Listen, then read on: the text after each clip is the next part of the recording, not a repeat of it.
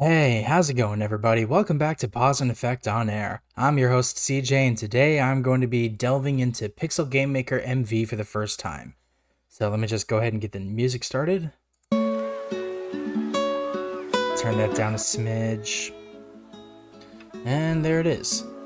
So this is a new album from Lo-Fi Girl and Lo-Fi Records that just came out today, called Bossa Lo-Fi. I've provided the links to it in the description where you can go listen to it on both YouTube and Spotify, so definitely go check that out.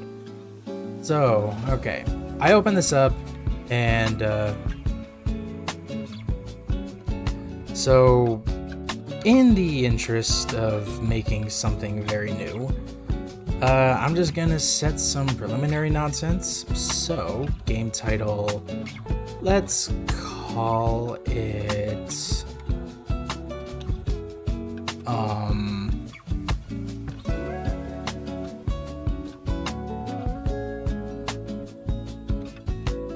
the engine learning curve.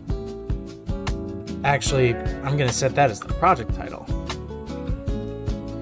Game title is going to be something random. Okay, so I can set up a save location. What I think I might do, because it's allowing me to do it, if possible. Is there a way I can...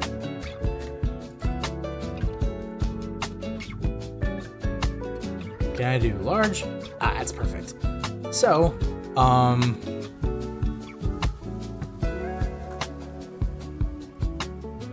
right, I can come into my Dropbox folder, and because there's nothing in here, and then that way, all my progress gets saved over into Dropbox, and then that way I can access it at any time.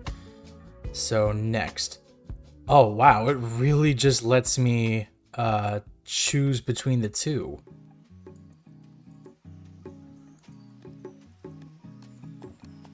Huh, let's go side view action.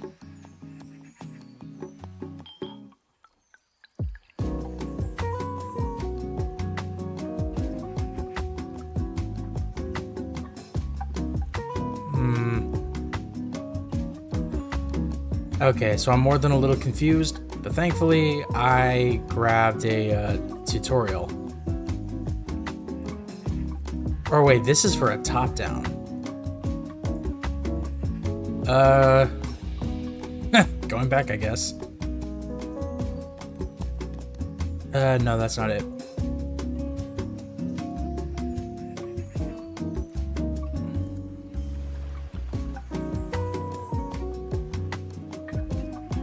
Yeah, I guess I'll just save it. So, top view. Alright. It's cool that it lets you choose. Alright, so here we go. I hope that's coming through okay. Hey everyone, how's it going? This is Baz. And since we are doing 9 months Kickstarter, I have a little bit of time to go over just some of the very basics of Pixel Game Maker. I've noticed that there is not a lot of top-down tutorials for it, and so I figured even a few videos on just how to get started. Some of the installing thoughts, Pixel Game Maker in V if you have skipped to episode 2. Okay.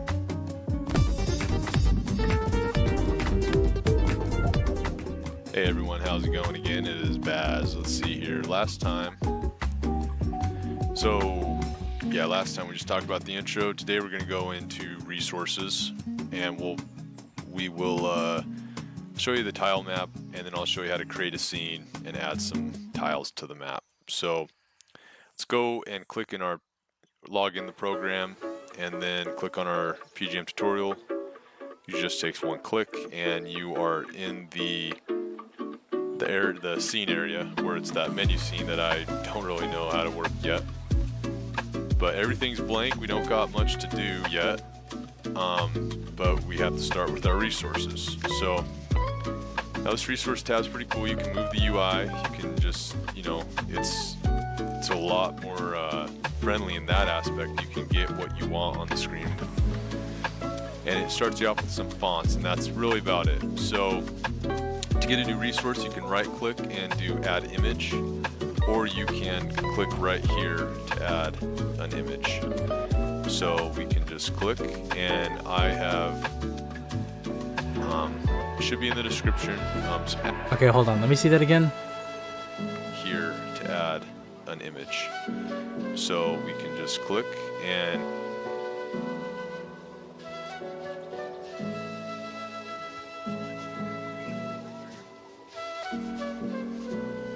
I may need to full screen this for a moment.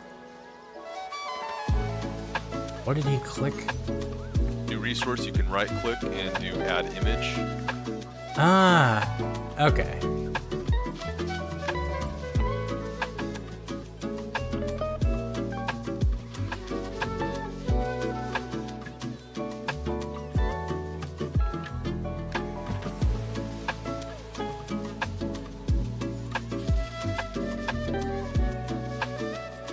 Oh, interesting. So I already have stuff that I can use.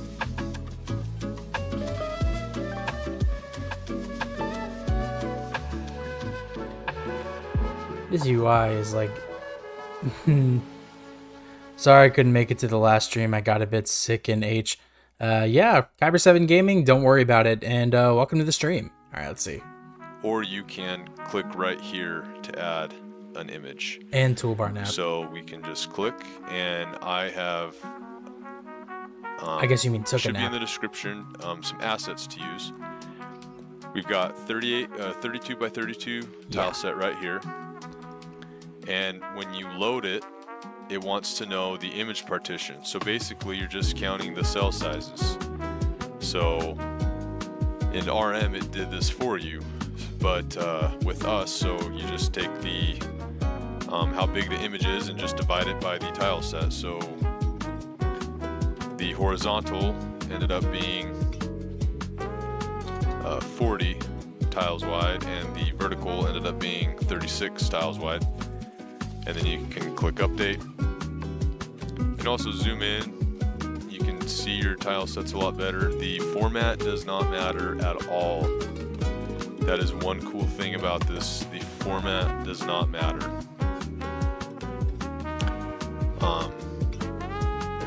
And then there's some stuff right here that you can use. I haven't dabbled in these yet. It looks like it stores some sound effects and certain variables and stuff. I've mainly just know how to import images.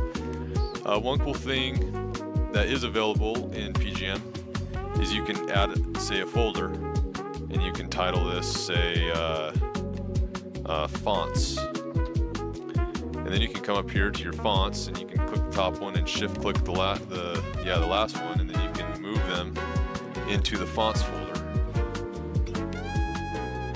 And you can have a little organization, so you can add another folder and call it tiles, and then put the outside tiles in there, and it doesn't affect what you've already done. Say that you already uploaded tiles in your tiles, and then you come back to resources and put in a folder. It's okay. You don't have to redo anything. All right, so now let's add an image this way, and we're gonna add the player. And let's zoom in, and you can see that he's just idle right here, and then he starts walking in the next two, and there's even a blank one next to them. Then you come down here, and there's a 4 animation sheet for a 4 sprite per direction attack. And again, it doesn't matter. You can have it any order you want. You just need to let it know, how do I partition this sprite? So in this case, it's 4 by 8. 4 wide, 8 down. And you update it, and then just to show this off a little more, make a folder called player and put in the player sprites. So now we've got just a nice organized hierarchy. And so the next thing we're going to do is we're going to create a tile set. Again, you can move this in and out, pretty adjustable. and we can just add a new tile set. We'll call this outside. We want standard. I haven't messed with gimmick or auto tiles yet. This will probably be for the water and or not for water actually, just for the grasses and making the dirt trails and stuff. So I'll just show you standard gimmick or standard, and we'll just that'll have to do, and you can experiment. You'll notice that the folders pop first, and then you go and you select the file. You can make a note if you want, otherwise you just import it. Now here's your animation. So you can click a tile, say you want some water, and I won't go over this how to do it because I actually haven't done it, but I do know this would be where you do it. You click a tile and then you go to animations and you have these settings. You can play back and add. I'm guessing, I bet you could add all of these and make an animation out of it. The basics is all I've really done, and it's mainly I've only done the wall detection, which is what sides is basically blocking the player or people that or objects that are detecting walls. But there's a bunch of different options that I haven't even messed with, and you can also adjust the hue, and it updates it right in the editor here. You can do that to anything you want. I don't think you can. You can select multiple tiles, and you can do that. Let's see here. You can make notes again. This will show a grid, and this will take it off. This one again, what does this one do? Okay, I can't really matter. You can also zoom in like this, but again, it's not like it's just whole rounded numbers, 50s, 25s. It's not very flexible. Hopefully they change that when they're doing their UI upgrade. So now we got a tile map. Now we need to create a scene, because you can't do tiles in this scene for some reason. So you add a scene. You can add a scene right here, or you can click right click and then add scene. And we'll just name this scene starting map. And you can set a BGM. You can do all these things. You can specify the screen width. I'm just going to do 1:1 to get the 1280 by 720. One thing down here that I've noticed is, say you do set the screen more width and height, the solid red block box will be where the player object can go, and the solid blue box is where the camera can follow. So you can kind of create these partitions and maps where the camera or the player won't be able to see anything. If you do want to create a bigger map and you want the player to be able to go everywhere, just make sure that you click all and all. That's just one thing that was told. But now that I've figured out how to do the resolution, I just keep it all 1:1. And then we want to adjust this back to 720 or 1280 by 720. I need to rewind a bit in full screen just so I can... Where the camera or the player won't be able to see anything.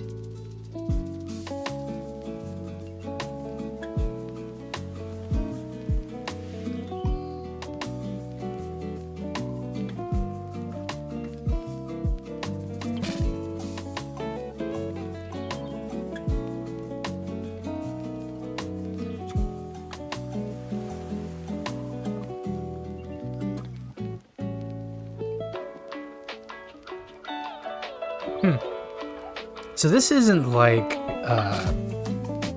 RPG Maker or SRPG Studio. It's like you really have to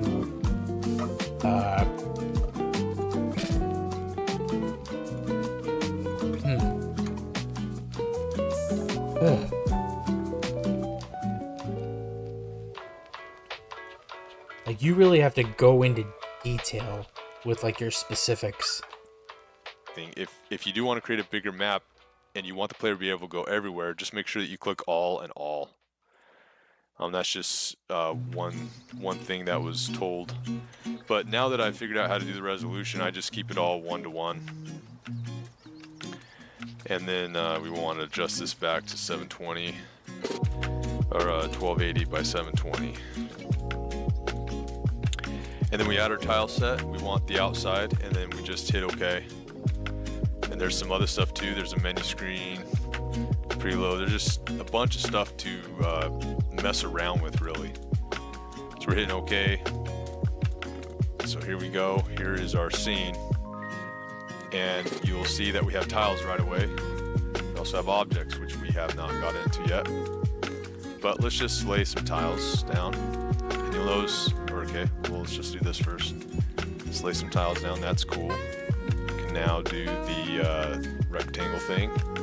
We can now delete tiles. You can do the thing also. Oh, when you're on this, you can do the thing where you can right click and then that will be your new tile. And you can right click right here and then that will be your new tile, just like RM, which is nice. And then you can paint. So we'll just paint the scene. And I don't really want to get too big into this. Whoops. Control Z does its thing. Just something. And I won't get into that yet. Alright. So yeah, here is the basic map. So we've imported resources, we've imported our tile set, and we imported our player, which the next thing that we will go over will be the animations. And it will probably just be the animations, because animations take a little bit to set up. It's not too bad at all. So yeah, until next. Accidentally done deleted my scene. That's not what I'm trying to do at all.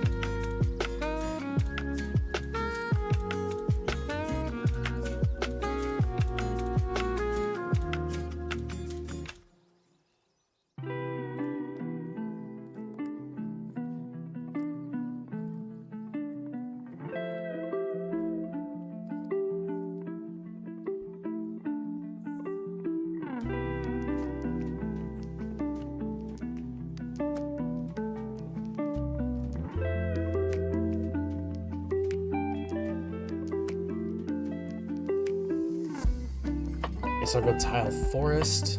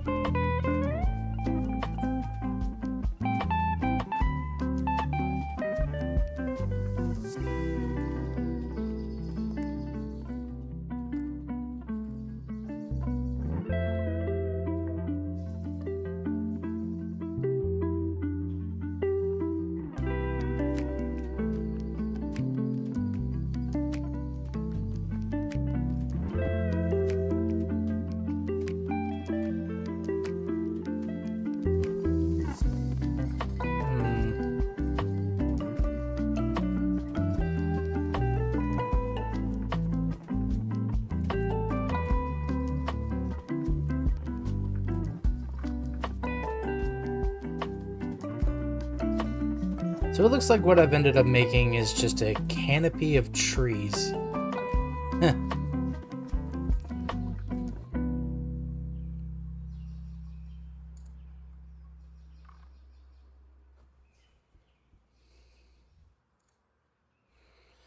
All right.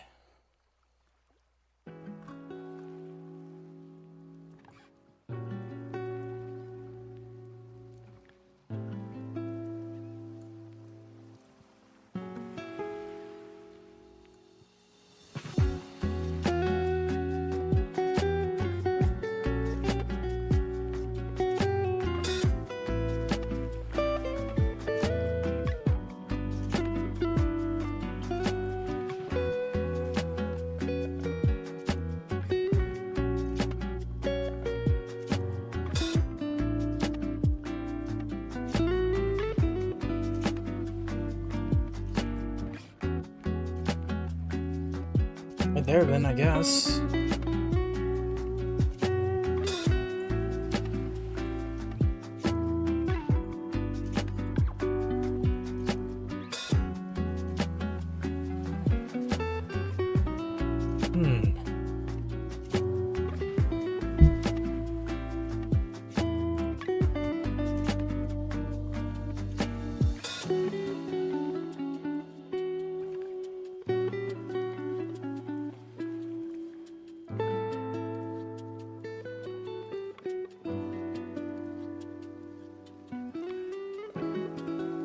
Is there an edit button that I can...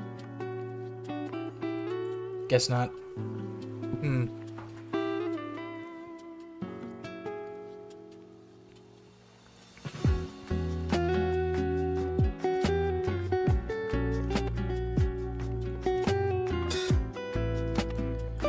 I guess so.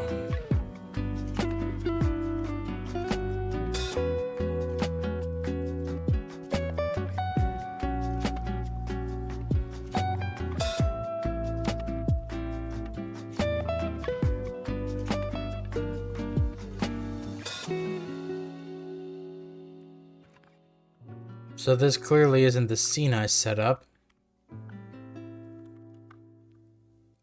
Oh. That's really weird. Pressing escape full screens it.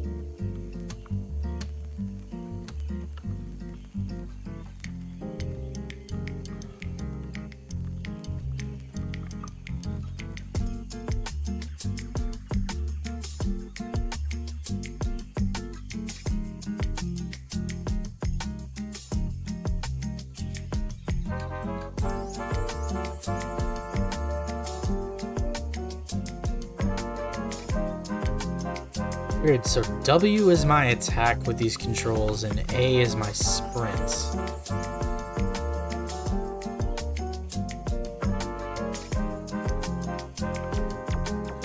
Let's give y'all a better view of what this looks like.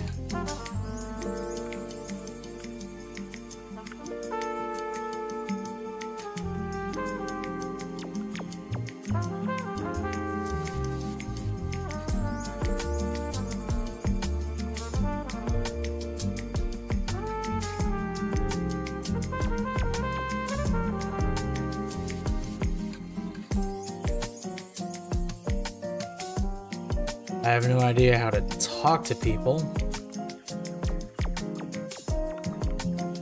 Also, when did I get knocked down to 1 health?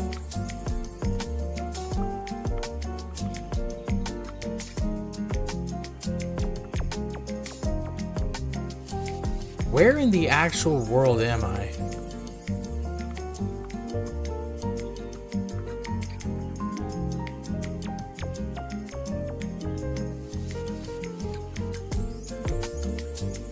Oh, it's showing Xbox controls.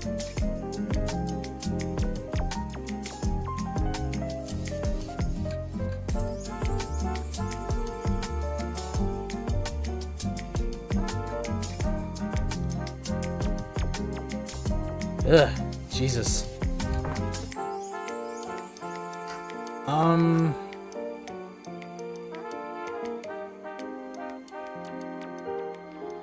I'm gonna keep this in the back of my head,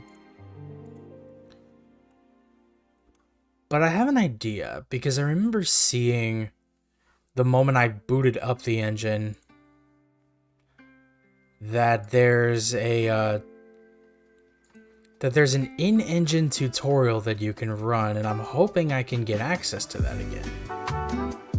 It's gonna take a while to load this. In the meanwhile, you get a preview as to what other games I have installed, or some of the games that I have installed. Sample.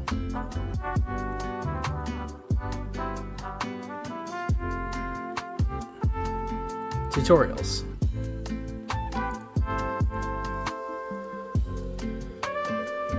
Yeah, you know, this cool because it gives side view and top view.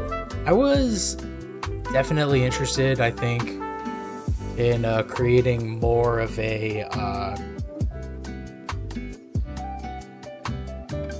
more of a side view platformer style type nonsense than a top view. So let's go from the beginning. If a project is already open, close it before starting.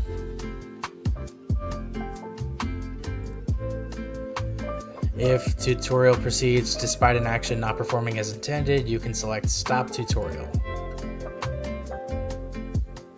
Oh, okay. So close project, create project. Okay, next. Project name, I don't care. Click next. Side view, click OK. So it's creating the project for me. Create game maps on the page called Scene, found on this screen. You can create multiple scenes per game. A single game is made by creating and linking these scenes together. Let's create a new scene. Click Add Scene button. Starting points.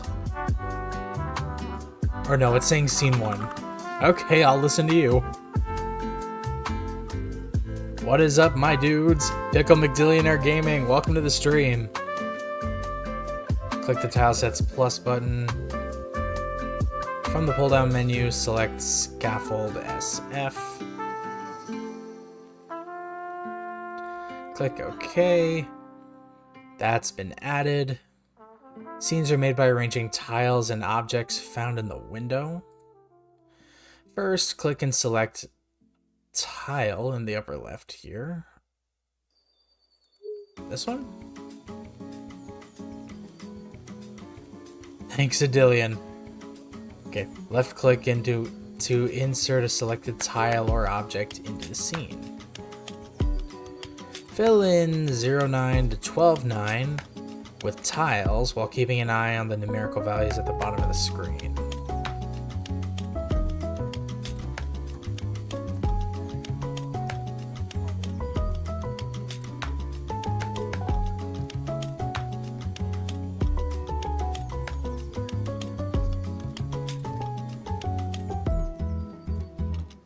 Cool.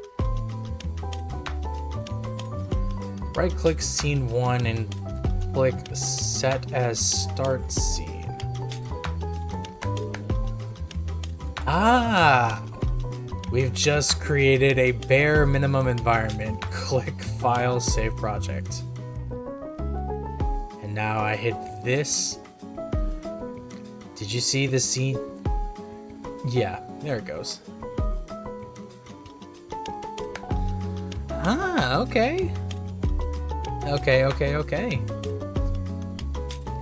This is actually, I don't mean to disrespect Baz, because I need to stretch a moment. Stupid shave mine. Ah, shoot. Yes. Ah. Hell yeah. Oh my god. Okay, so can't really do anything here. Okay, did you see the screen you just created show up? And the next scene we'll be placing a character in here. End of tutorial.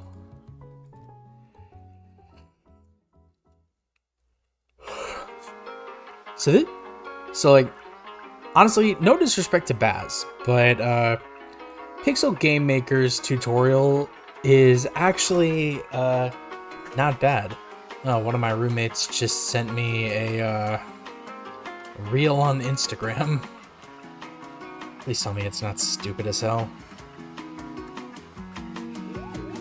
Let's find out.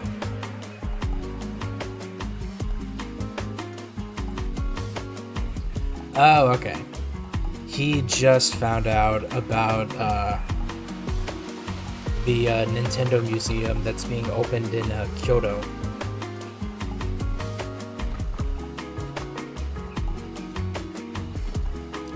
I haven't watched that Nintendo Direct yet, but like, it's only 13 minutes. Maybe I can get to that a little later. Okay, so create a character. Let's go. Do you have the project data with your progress up to previous steps? Yeah, I do.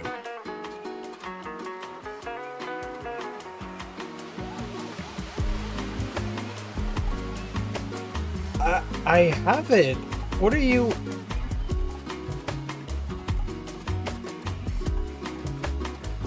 We'll create a character to place in the scene we made in step 1. Alright.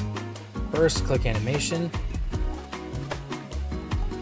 You can register animations as character and object resources on this page. In this tutorial, the weight information in the player folder is displayed. Items registered in the motion window are motions the character can execute. The motion's direction and the type of animation are registered in direction and frame. What we have opened, make the character a pickle. Much as I wish I could, I'm going based off of what is present within Pixel Game Maker MV itself. So not that I haven't considered that. But okay. Motion's direction and the type of animation are registered in direction and frame. What we have opened right now is the motion information for player, weight. Adjust direction and frame. Settings registered in motion to create character animations like this. Also, the view below shows a preview of the currently selected motion. Let's test one out. Find walk in the motion window and click on it.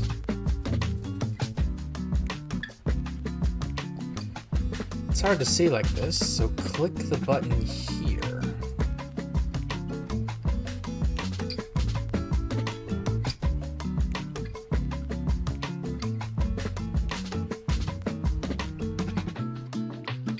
There. So let me play that again.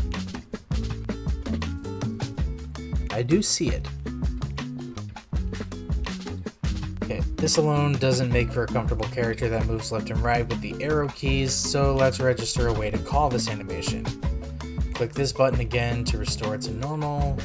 Object.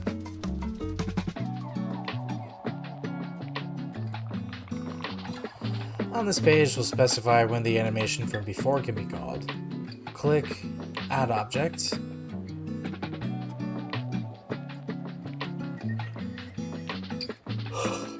Layer.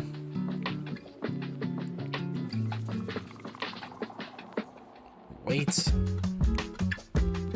Check off object controlled by input device.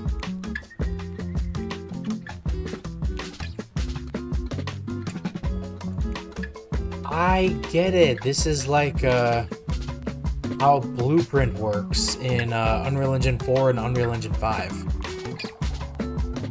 Boxes saying waiting, walk, and jump display in the action program. Let's register player animation to each one of these boxes. Click the waiting box.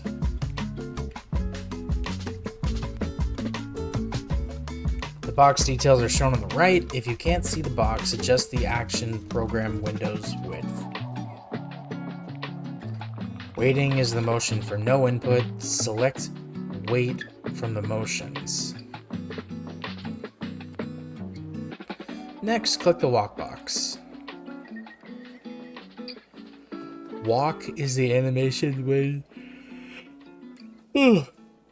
Here, why am I so tired today?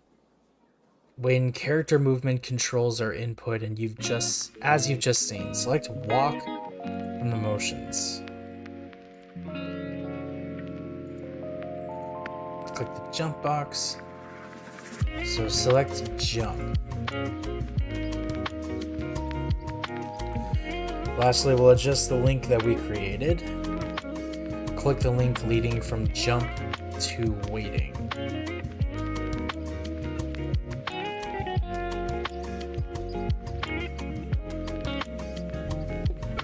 Click page 2. Check off contact with slope. select don't set or set slope. Select don't set for set slope type. Click any places that are currently and change them to or. Click scene. Place the character we've just created. Select scene 1. Click object. Click player.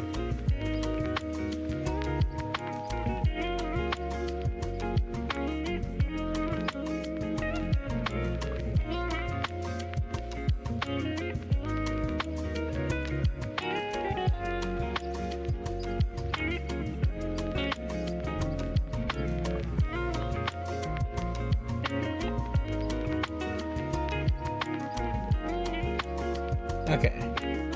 Now we can control this character in this scene. Click Save Project.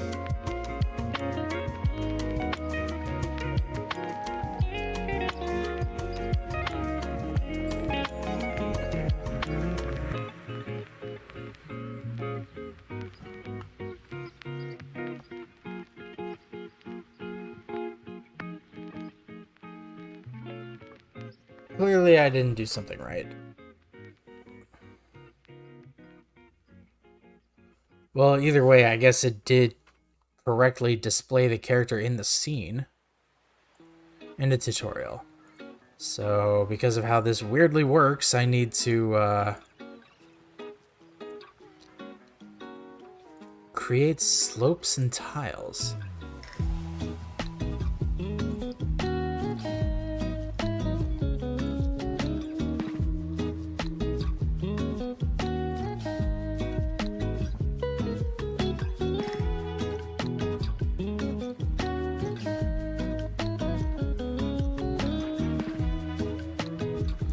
I don't get why it wants me to do it that way, but alright.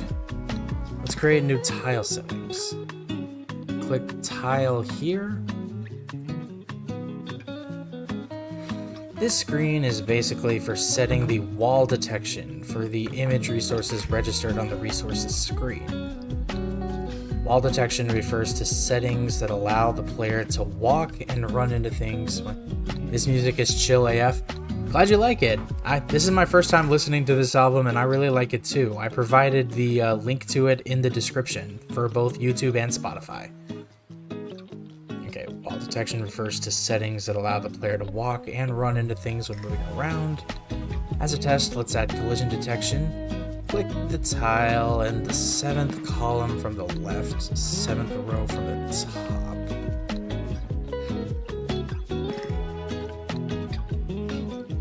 Well, it's asking me for this one.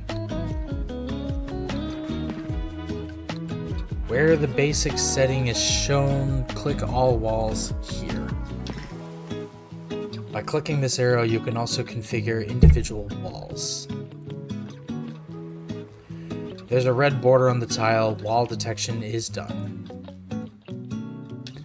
Let's add a bump to the map we created in step 1. Okay, scene. Back to scene 1.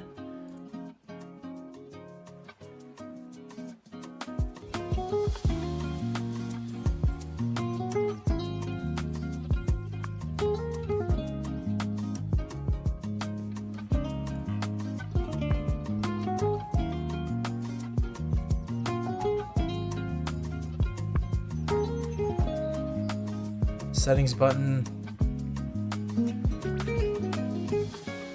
Scene size from 1 to 2. Notice the player movement range restriction and the camera scene display range restriction changed.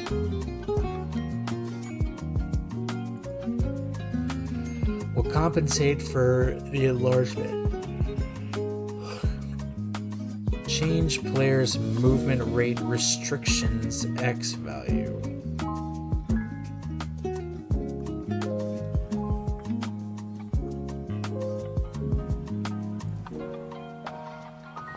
Okay, I can just hit all and that'll do it. Let's Scroll down to camera scene display range, restriction, and expanded. Change the camera scene display range restrictions X value. Pretty much just select all. Click OK. The view has been expanded. Now we'll place a sloped path on this expanded view.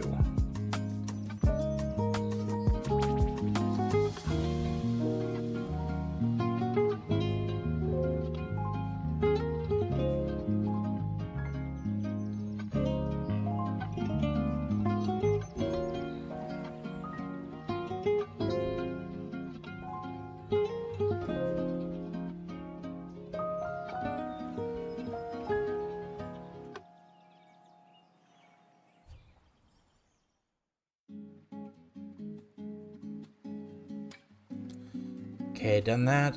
When the placement is done, we'll set up a wall detection for the sloped path here. Click. Others. For slopes, you select and set the start point and end point in order.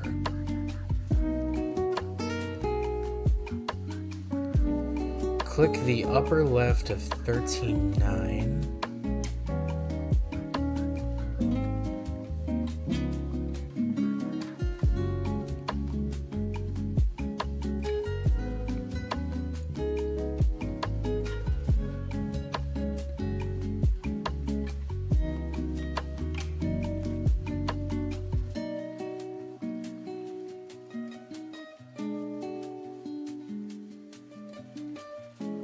Play slope.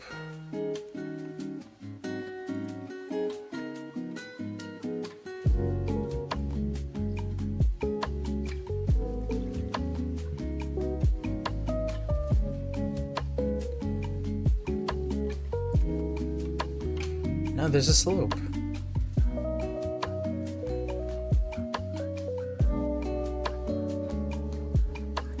So here. Here.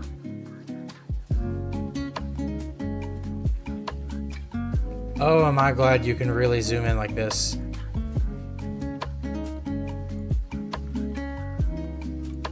Another thing I'm really glad for is that it lets you be precise.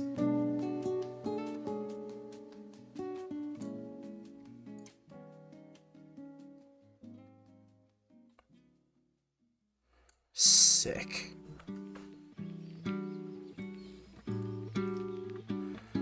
Now we have upward and downward slopes.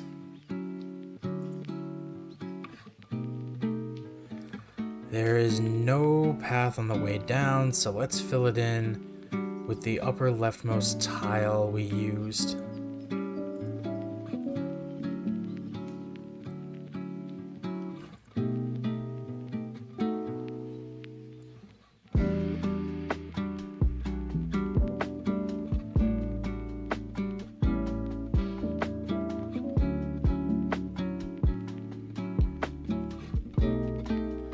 Project. Now let's run it.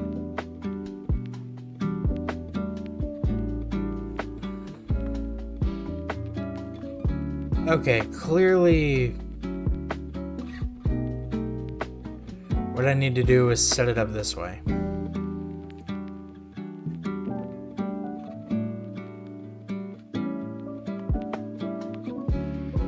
Huh? It's gone?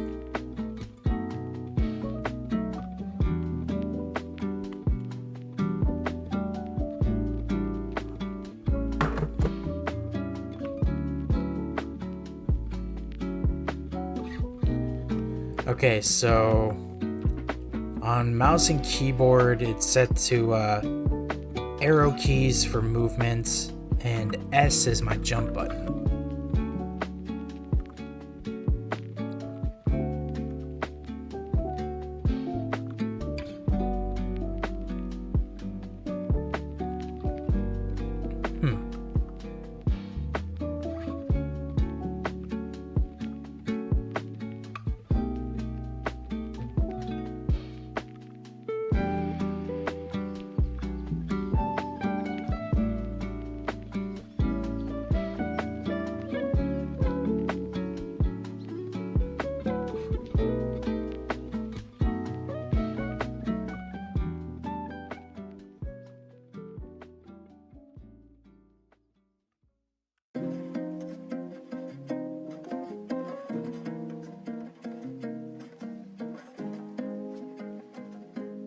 may need to readjust the slopes that I've set up.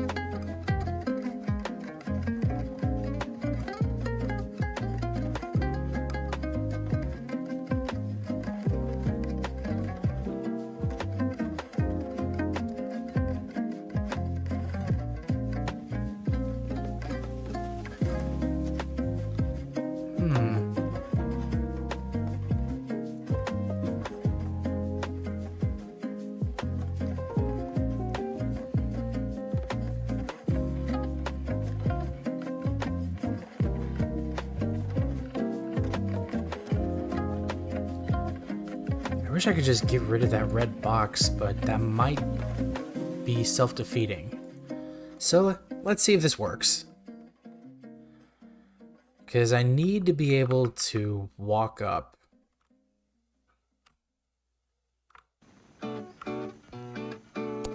Finally! Yes!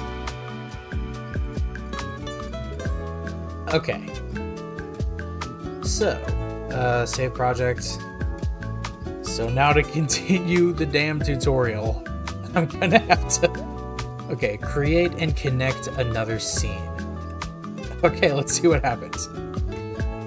Yes, I do. I'm already loaded into it, guys. Come on. Dumbasses. Fine. Okay. Now let's make a completely new scene and link the scenes together. To keep the basic scene the same, we'll make the new scene by copying scene 1, which we created previously. Right-click scene 1, copy, paste. A new scene has been created. Click settings. We go name this bitch scene 2.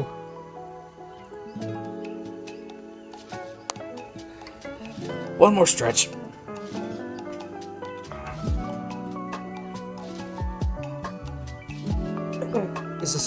Is the sound of my chair creaking like coming through? Because that's kind of my biggest concern. Alright. Well, we can... Can you make pickle monsters? I'm gonna say maybe. It really depends. Okay. We'll be connecting the scenes so the player character only needs to be in one of the scenes. While scene 2 is selected, click object here, right click player, delete. Transition. On the screen, we'll decide how the scene we've created will be connected. There are two methods to connect screens, screen flow and portal transfer. We'll be using portal transfer this time. Click portal transfer. Portal. So you're saying there's a chance. What I'm telling you is that it is 100% a non-zero chance. That is the only form of commitment I can feasibly add without like making false promises. A new portal has been added. Portal information currently open for Portal 1 can be found here. Portals are a function that links specific positions in scenes together. First, let's start with the settings for Portal A. Specify Scene 1. Yes, make sure I'm on Layer 1. Specify X as 600. Y is 0. I'm here for it, dude. Thank you. Yeah, no,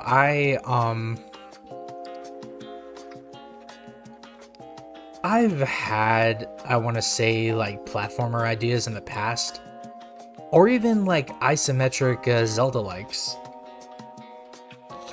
I guess the only real problem I've got is like this is really something a bit out of my depth, I'm going to say, but I'm going to keep at it. Give me a moment.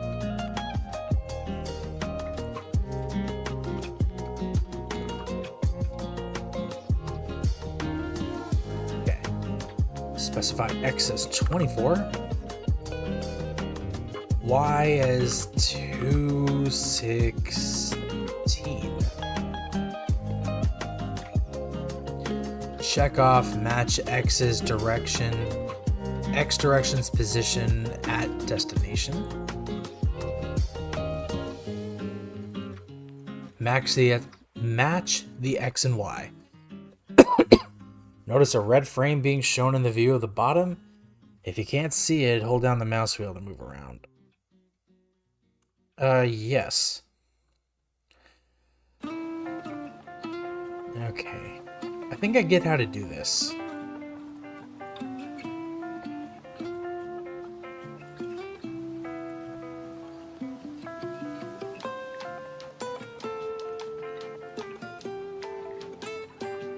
Oh, I get it. I get it. This is how you do,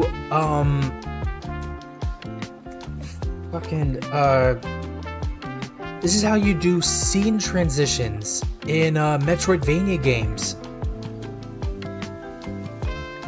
Oh my god, I get it. Okay.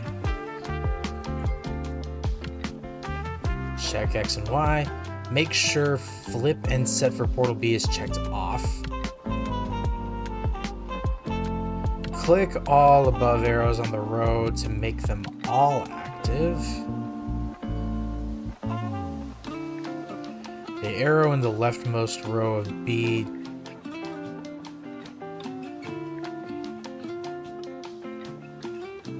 No, it didn't.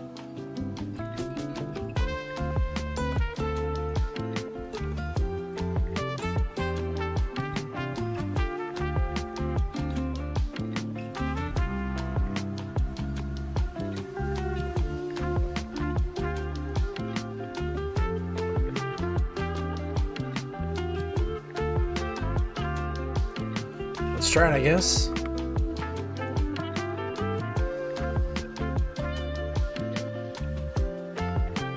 What?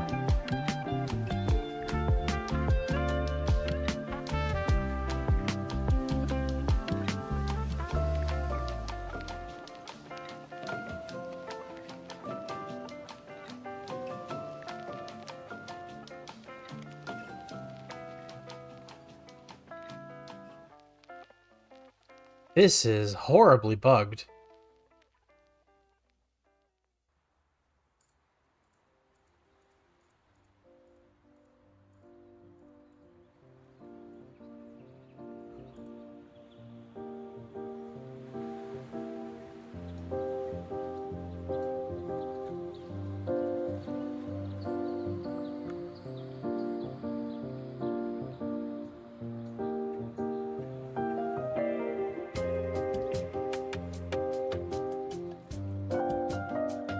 I get it.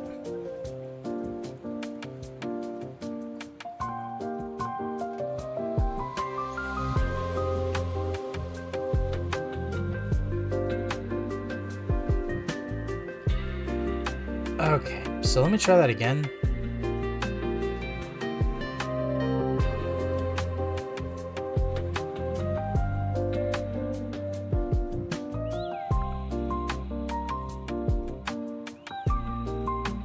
Got it.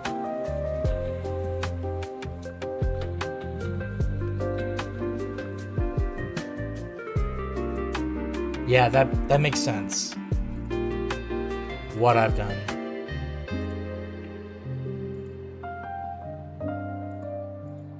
Okay, so yeah. Oh, I didn't mean to click help. No, stop it. I will say one thing that I did find kind of cool is when I posted my outro message for my stream last night, I had like tagged Pixel Game Maker MV, or like I had hashtagged it on Twitter because I do my stream outro messages there too, and I actually got, let me see if I can go see it again. I actually got a response from the Pixel Game Maker devs. They replied to my tweet where I said like, thanks for watching and tune in tomorrow for my first delve into Pixel Game Maker MV. They said, let us know if you encounter any issues. And I said, will do, thank you. Because that's all I can really say. And now I gotta make sure I follow them on Twitter. So you can follow the devs of this engine at Pixel Game Maker. And currently they have Pixel Game Maker out. That's sick. Yeah, I thought so too. Currently they have Pixel Game Maker MV out, and they're currently working on another engine that I will take a moment to pull up in Steam. Okay, gotcha games.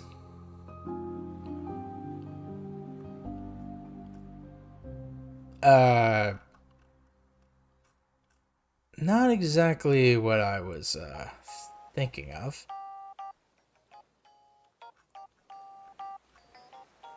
Okay, I'm going to the store. Okay. Okay, there we go. So the developers of Pixel Game Maker MV are currently making another engine called Action Game Maker, and this is what that Steam page looks like. I have no idea.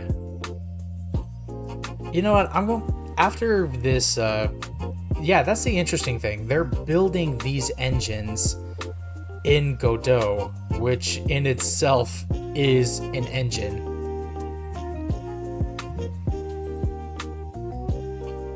Which is kind of interesting. But yeah, Pixel Game Maker MV and Action Game Maker are both developed by Gotcha Games, who is the team releasing in 2025 for PC. So Pixel Game Maker, I'm gonna see just how much this is.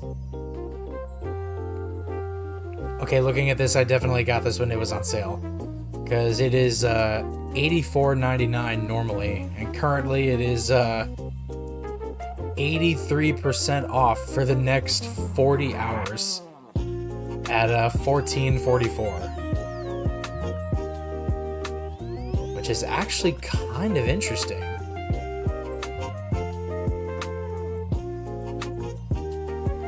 But I digress. Moving back. Okay. Tutorials. Okay. Create an enemy.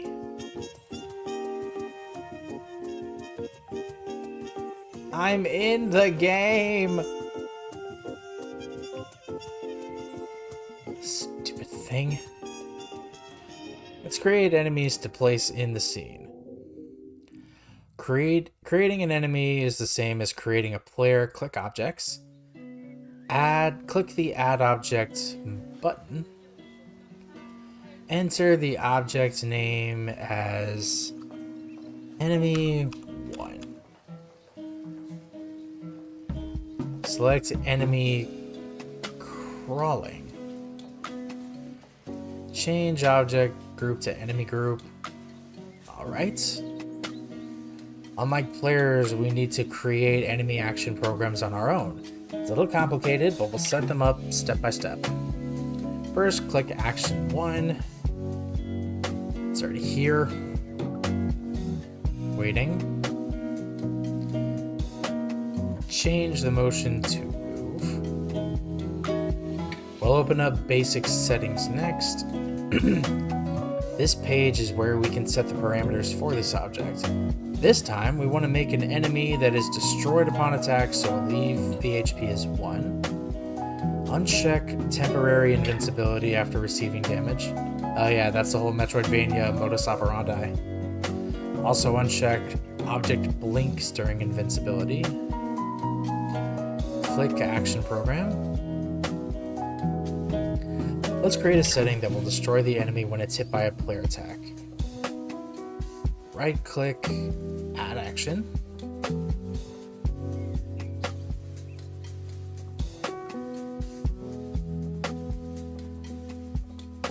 Destroy. To move. Click the other runtime actions near the bottom. You can decide what, make it a pickle. Like, again, this is a tutorial. I'm going with what they say. On the screen, you can decide what kind of action will be taken when this action is reached.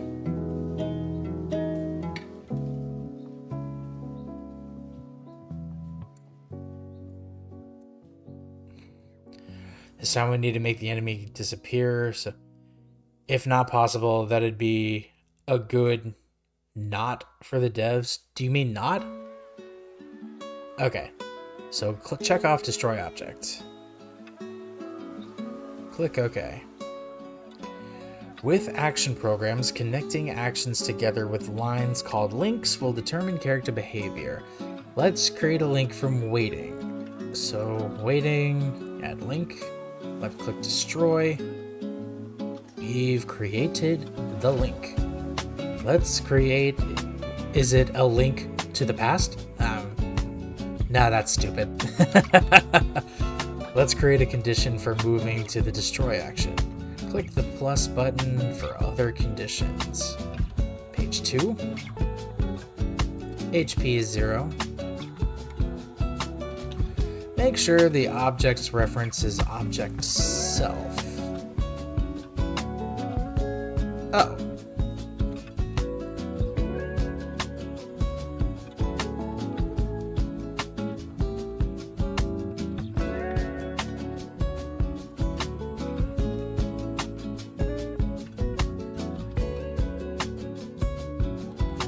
Yeah, that makes sense. Alright.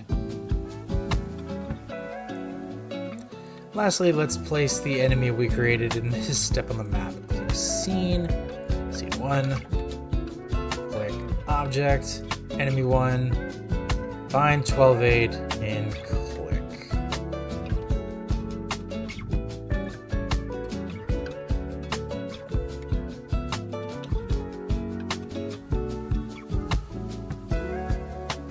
Actually gonna put him here. Now that the enemy is in the scene, click File, Save Project.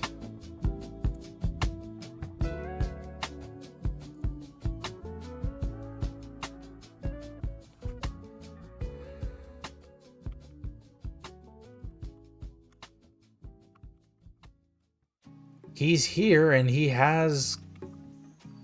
Amazingly, he has collision physics.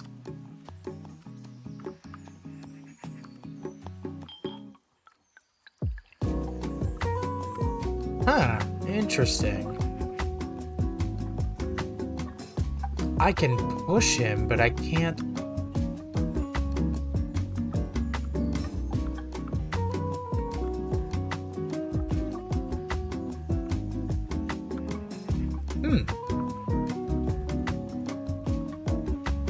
This weirdly gives me an idea.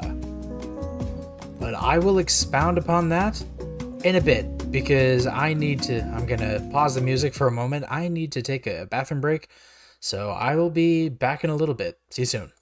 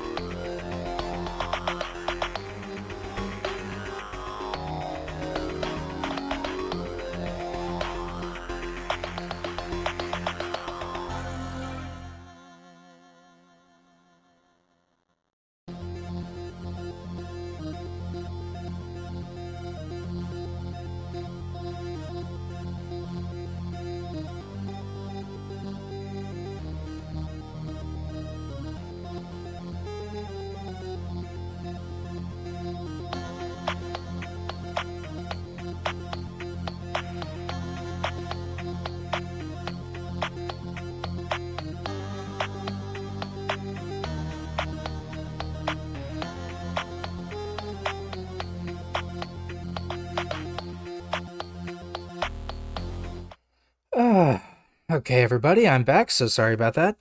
Sorry for the sigh. Yeah, I'm tired. Okay. Here's the music. So to address what's been in chat, so like if not possible, that'd be a good not for the devs. Note, I see I'm all alone. There's no one here beside me. And I read that while I was like taking a quick stretch and just like standing up for a bit around my room, and all I could think of was that song, all by myself. And then to answer the question, oh, my phone turned off. To answer the question, like, did you make your own theme song? It is mega dope. First of all, thank you. And second of all, yes, that is my song. You can find the link to it in the description of the stream. It is called Scientifics by CJ of Pause and Effect. That's me. So, yeah, I also do music. I've live streamed my music making process a couple times and haven't done one in a while, mostly because, like, one, I don't exactly know how to tag it, and those streams typically don't do well. But I really shouldn't let that stop me. So yeah, I don't know.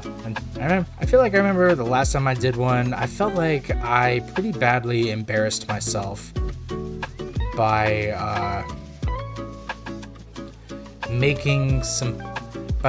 trying my hardest to like ad-lib a song from scratch. Nice dude, you're like Concerned Ape. I feel like I've heard that name before. I don't know if I've heard his music or I've ever seen anything he's done.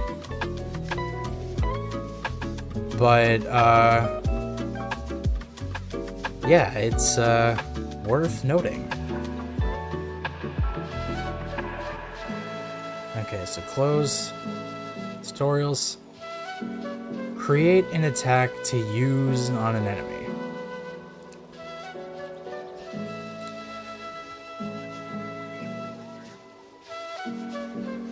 Yes. Load the project data with your progress.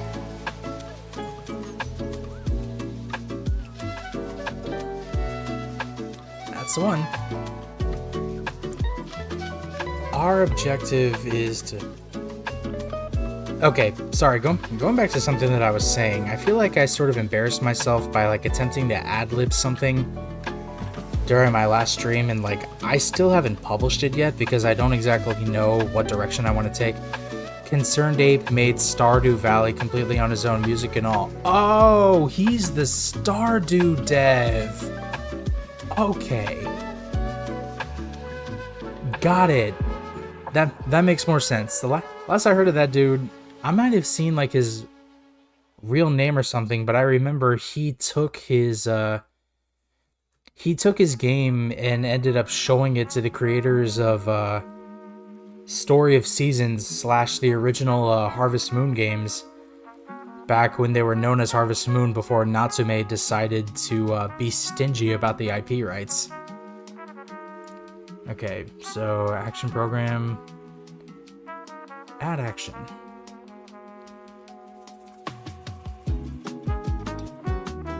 Attack. Slash. We want the attack to be able to connect from any motion, so we'll add a link from all motions. I'm gonna move you here-ish.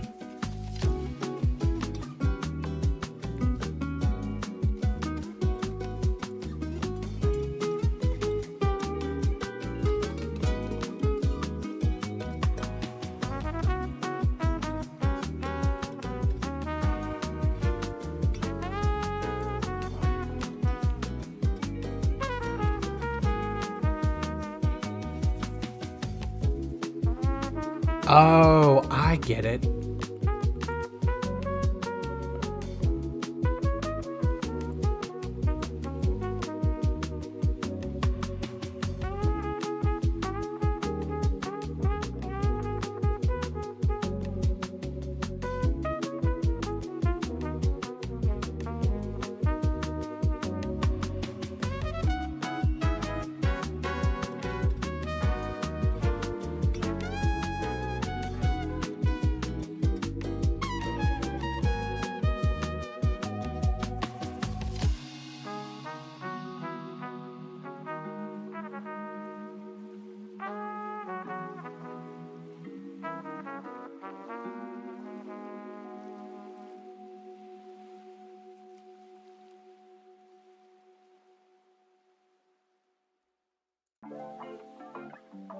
Okay, I may need to...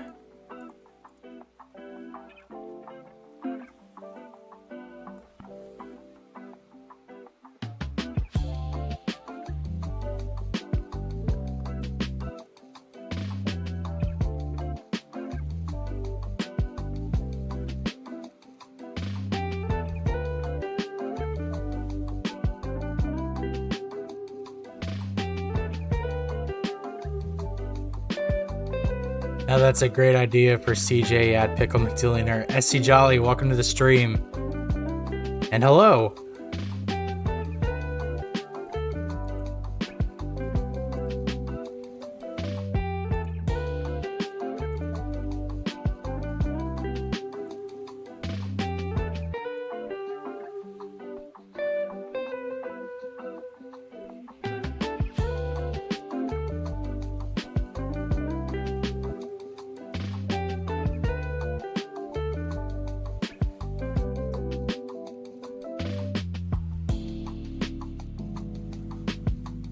X, okay. And from jump, X.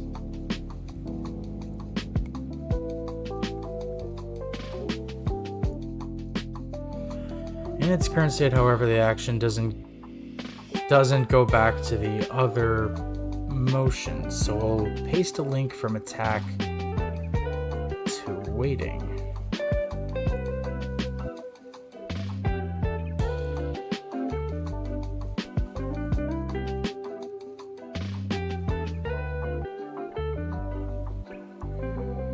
Click page 2. Finished showing all motion. You should check out his SoundCloud. I don't really think you need to hype me up in this situation while I'm just trying to like run some tutorials on how to actually learn Pixel Game Maker. But thanks for the shout out. I appreciate that.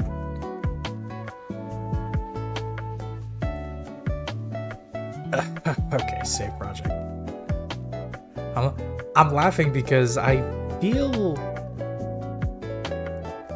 a degree of secondhand embarrassment.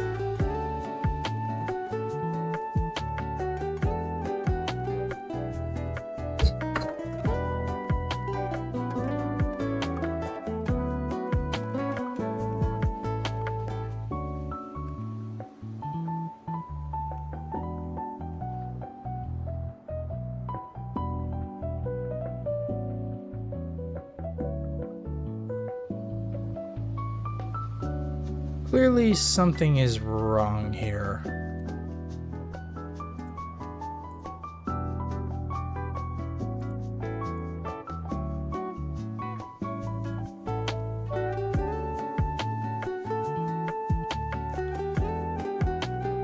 You should be proud of your work. I am very proud of my work. I'm just like, yeah, I feel the secondhand embarrassment because it's like I don't think I've ever had like a hype man specifically to like for people to be like, hey, check out my stuff, check out this person's stuff, he's awesome. Because that's like a new experience for me, and I feel like I've had to like just do it myself for me just like my whole life.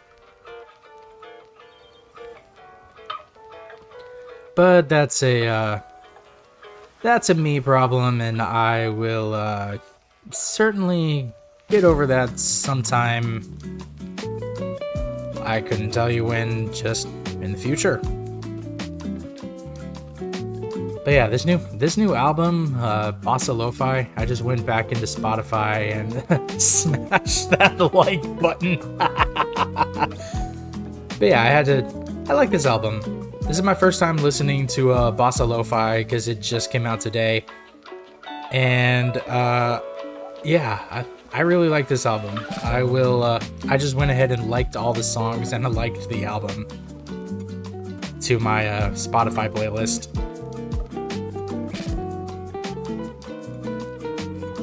Oh, I just realized it's not displayed. There we go.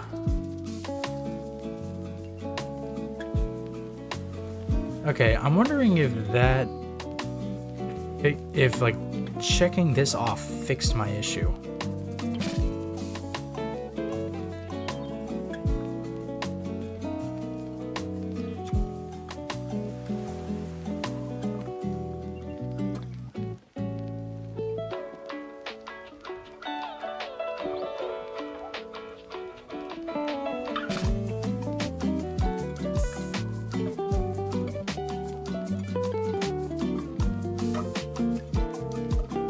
There. Awesome. Now it's not,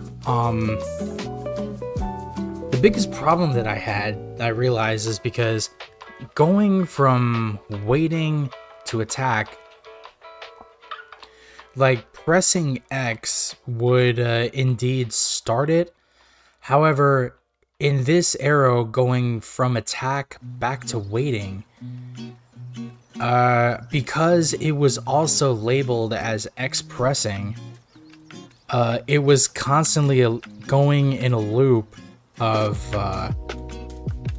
doing the attack and then immediately setting the like resetting back to waiting the moment I hit X. So it's just like one frame of the attack, and then just frame 2, it immediately loops back to waiting.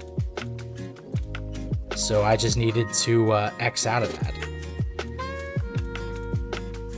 This is a very in-depth engine, which is, in my opinion, very as close to engines like GameMaker, Unity, and Unreal Engine without being nearly as complex as them. Actually, no, that's not true. I feel like it's about as complex as those engines, but at the same time, it is more approachable, if that makes any sense. I realize it may not. Okay, so the next tutorial is set up shockwave produced by attacks. Interesting.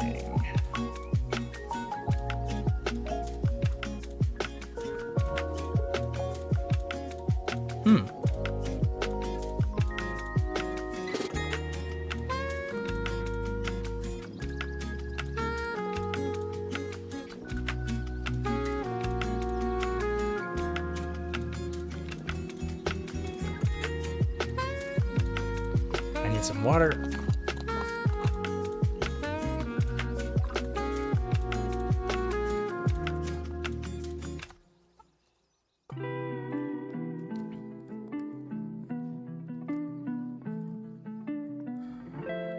Okay, we'll need to prepare a bullet to use for the attack first. Click the Add Object button. Okay, slash.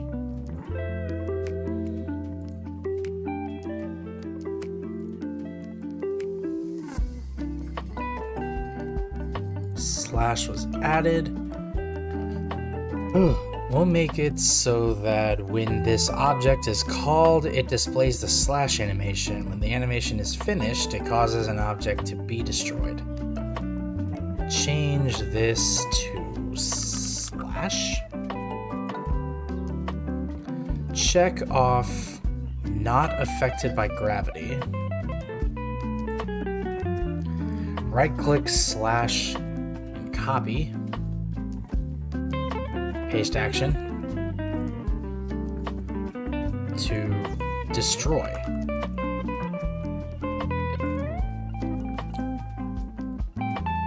Add link to this. I'm gonna do that.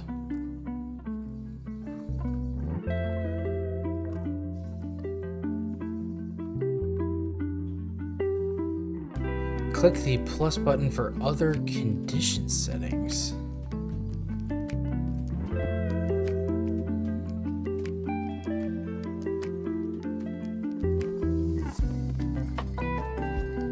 Where do you see that?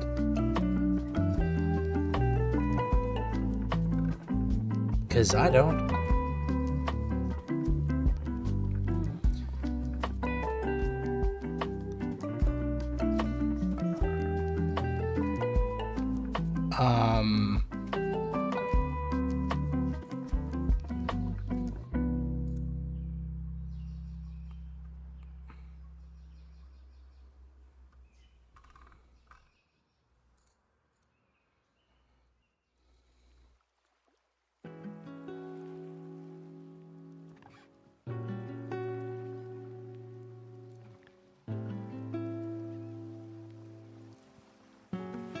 Other condition settings, like, dude, where is it? Perform jump, enable custom jump, ignore move inputs. Oh, it's under the link. Damn it. Page 2, finished showing all motion. Yeah.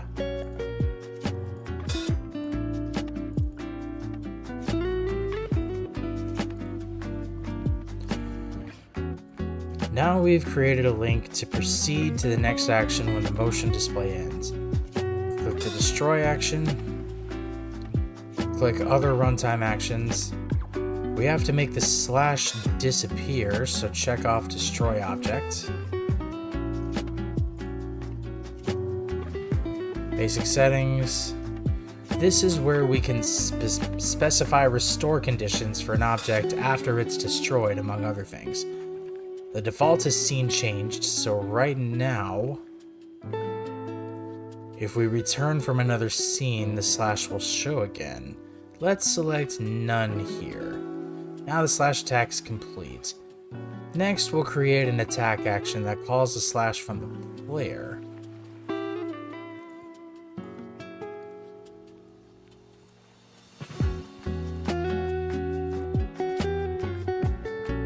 Check off bullet shot settings. Okay.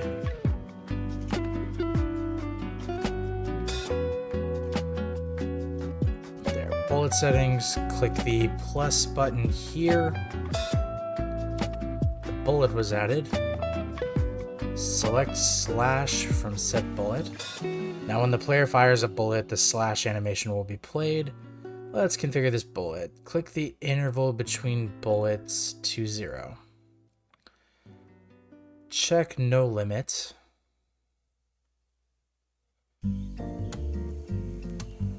Click shoot in specified direction.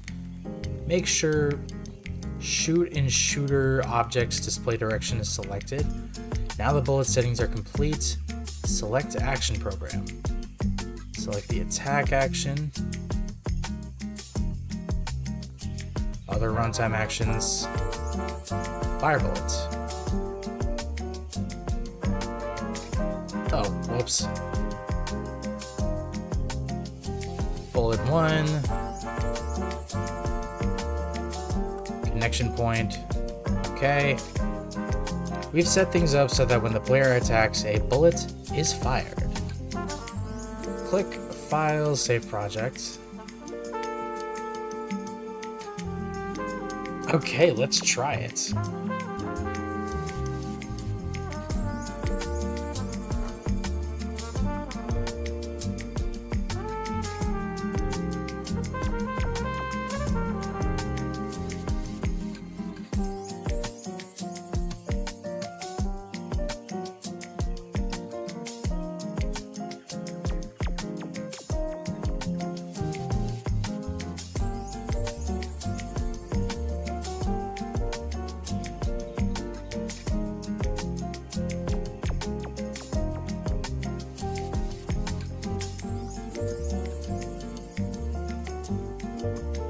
Okay, so it's definitely working as intended.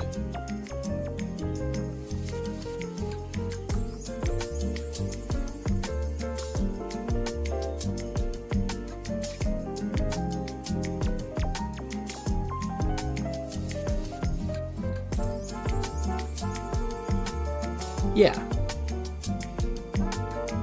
It works. It's cool. End of tutorial.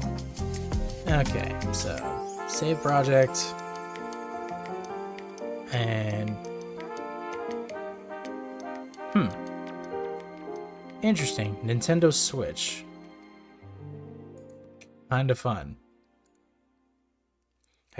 I guess this engine, similar to how RPG Maker MV can export to like Windows, Mac, Linux, mobile, like etc. etc.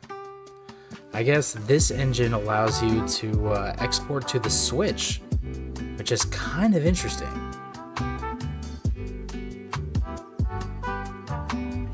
But then again, I feel like you probably need a developer's license for that. Tutorials, set up a sequence.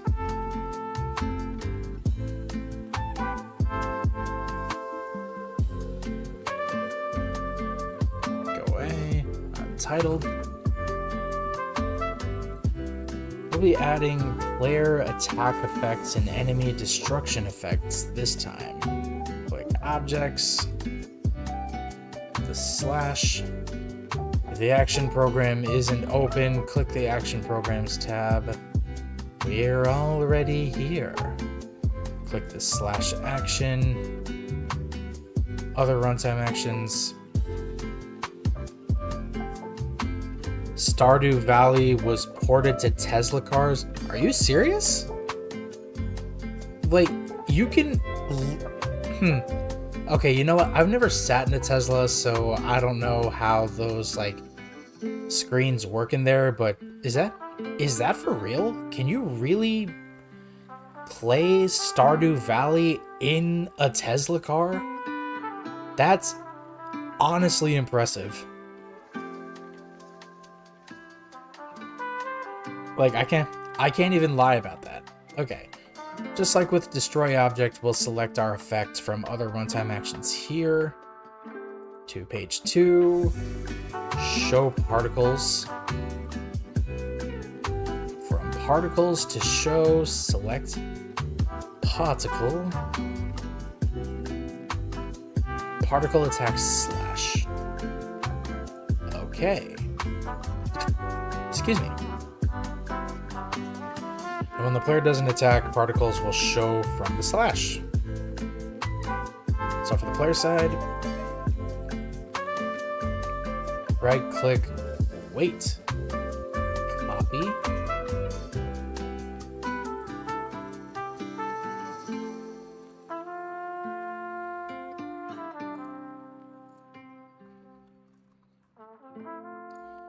To explosion.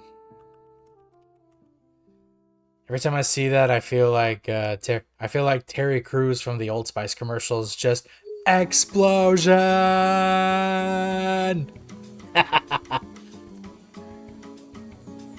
Click other runtime actions. Show particles. Particle explosion. Enemy particle explosion. Small. Okay. Right click.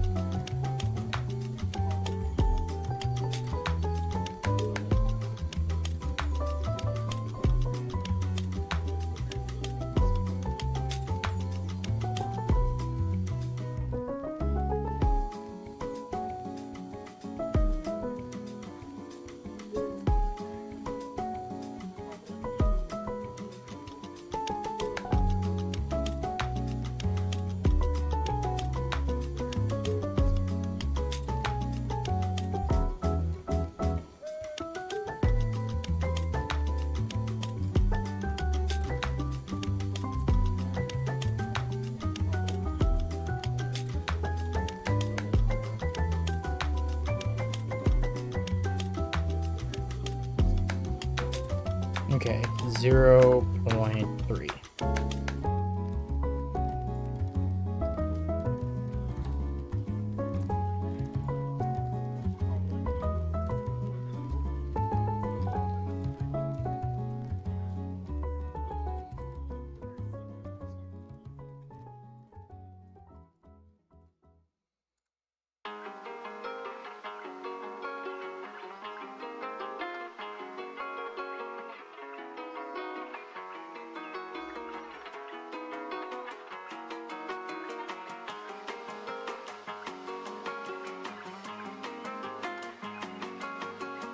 Yeah, right there's fine. It only plays while in park. I think it used to have Cuphead too. Okay, so that makes the most amount of sense. It sucks in a way though that like, because again, I don't know what the interior of Teslas are like. I don't know if it's like, if it only has like that one screen on the dashboard, like in the middle of the car. Or like, I don't know if there's a screen in the back where like anybody who's in the back seat can like hook up to that, but damn, I feel bad for like kids who would want to play Stardew Valley that way and don't have, and like wouldn't get the opportunity to do that, like while the car's driving. But c'est la vie. Although honestly, Stardew Valley, I could imagine being played in that kind of context. Hold on. Excuse me. I think it's more impressive that a Tesla can play Cuphead.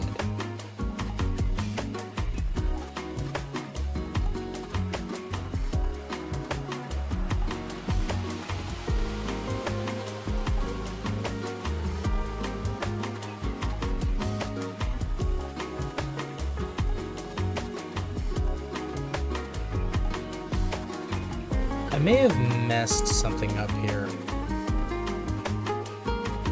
LOL, good point.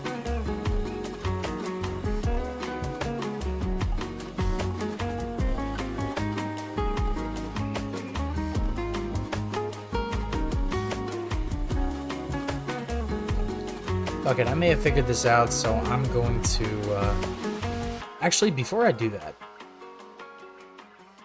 so I'm going to go back into player settings.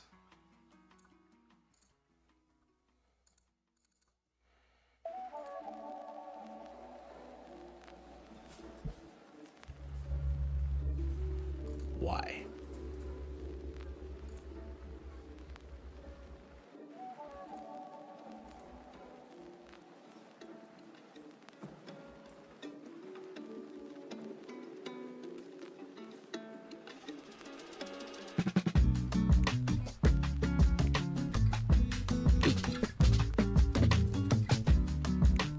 Okay.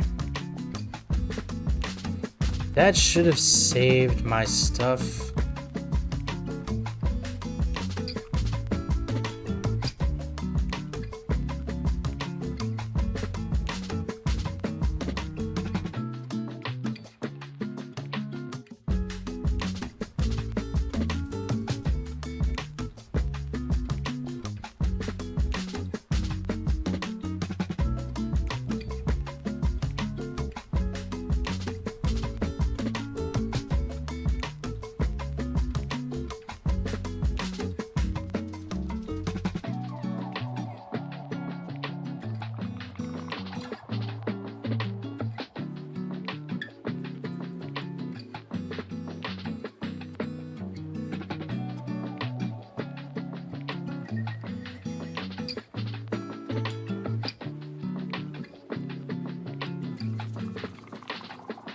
Let's see if that does anything.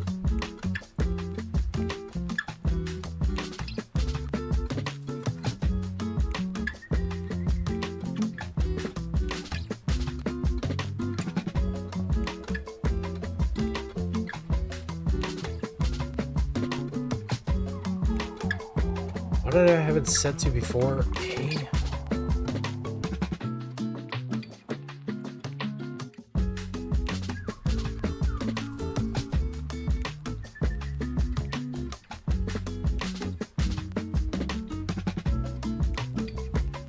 No, I had it set to X.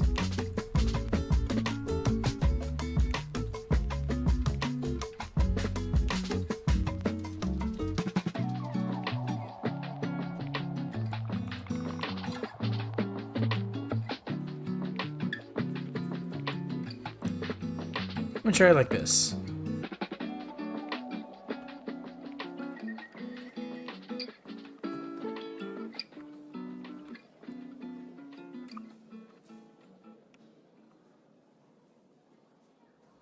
Okay, that's kind of cool looking.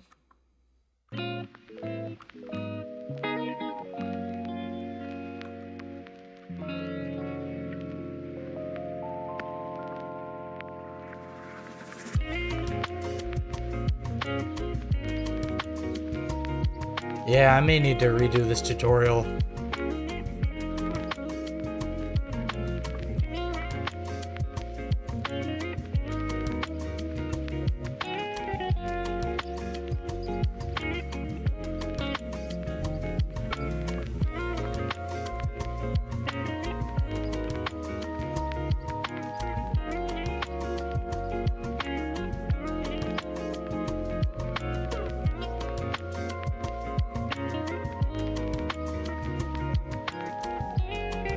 Objects, add object.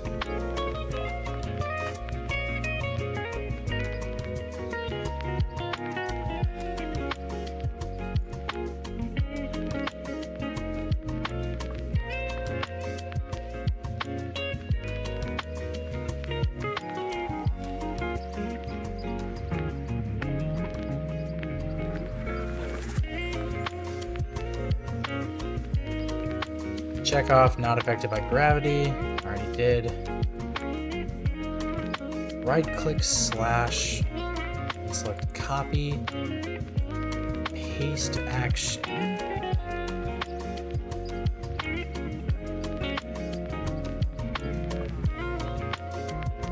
Destroy.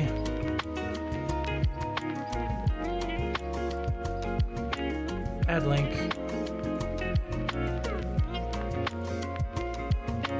Click the plus for other conditions. Page 2. Finished showing all motion.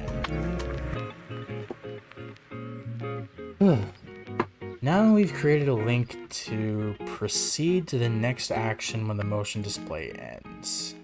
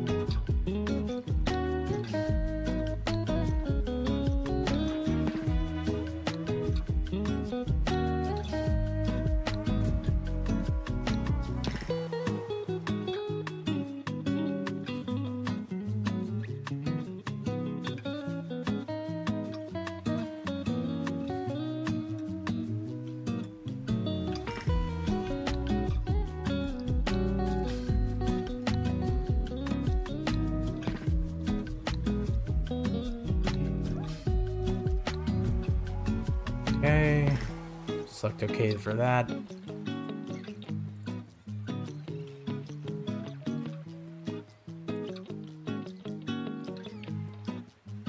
Damn engine, I swear.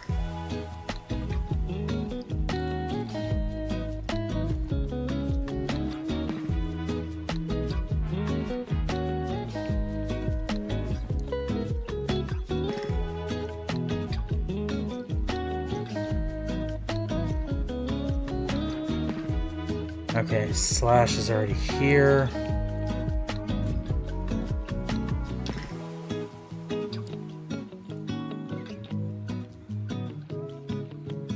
Interval between the 0.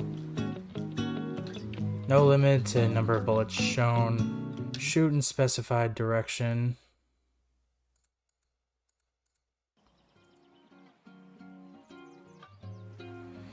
Shoot in shooter objects display direction, yes. Back to action program. Attack. Other runtime actions. Fire bullets. So bullet 1. Connection point. Okay.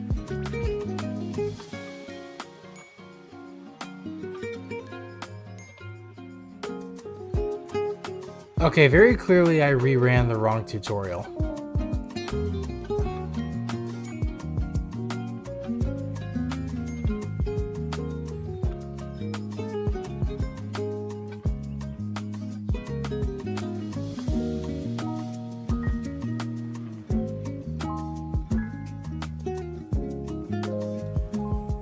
Okay, so then oops.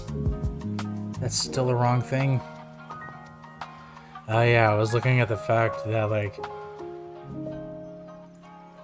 I don't play Genshin Impact, but one of my friends is obsessed to death with Hu Tao from Genshin Impact, and I found out and tagged him earlier that there is new merch for that character.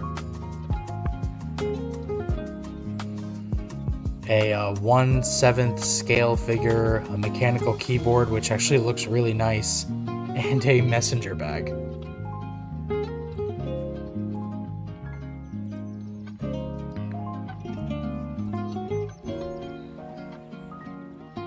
We'll be adding player attack effects and enemy destruction effects this time. Object, go to the slash, we're in action program. Flash. Other runtime actions. We'll select our effects. Okay. Page 2. Show particles.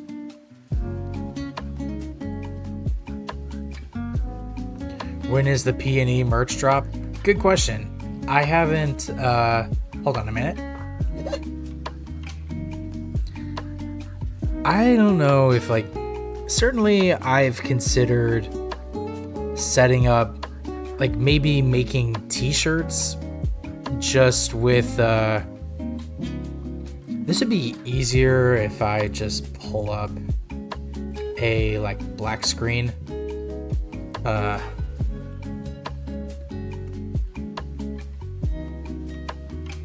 Yeah, like my logo in the bottom right that you can see, like that is certainly something that I might consider just slapping on a t-shirt and selling that. I have like no idea just yet. Or maybe the P&E logo that is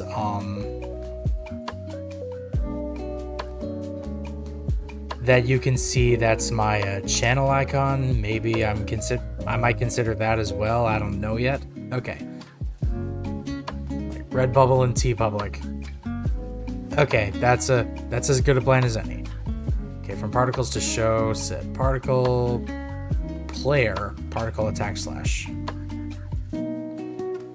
Okay. Now when the player doesn't attack, particles will show up for the slash. So for the player side, this is where I got confused. So I'm going to delete this.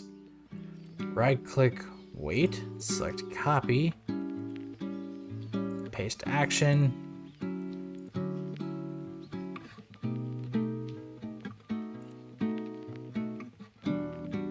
Change this to explosion. You could make both. Yeah, yeah, like I'm not dismissing one or the other. I'm definitely giving it some thought. Click the other runtime actions. Show particles.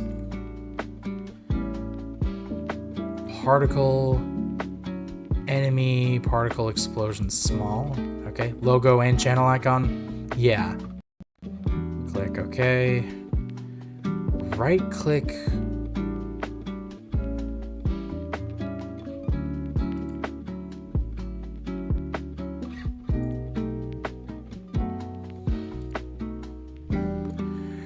Right click, wait, destroy link and select copy.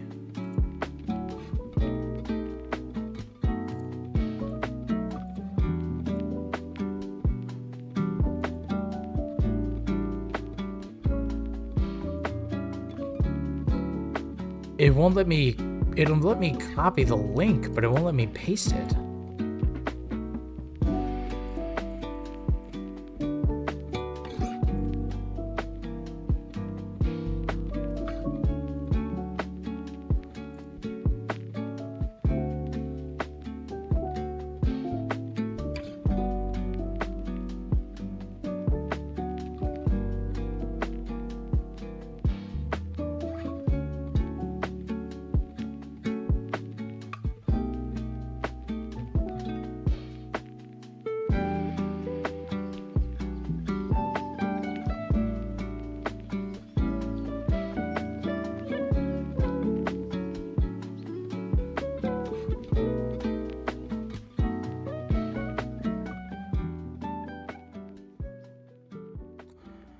Page 2. After a certain time passes, 0.3.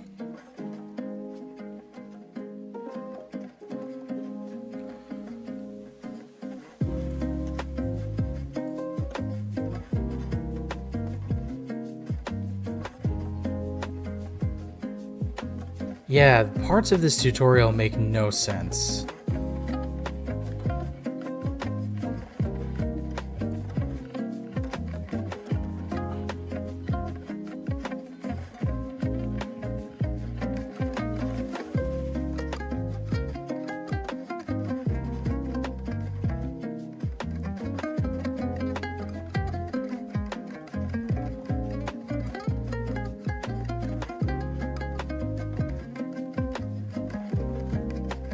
Okay.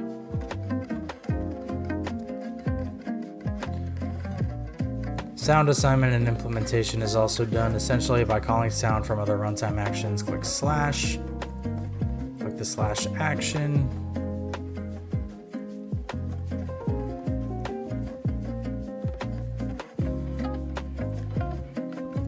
Hold on.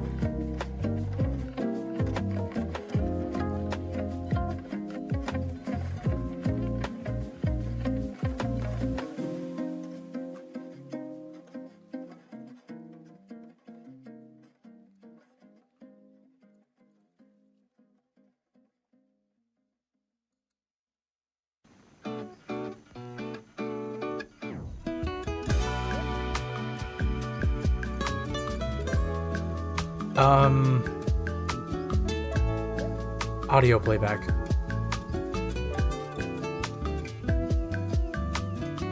$148. It's near the top of the Oh.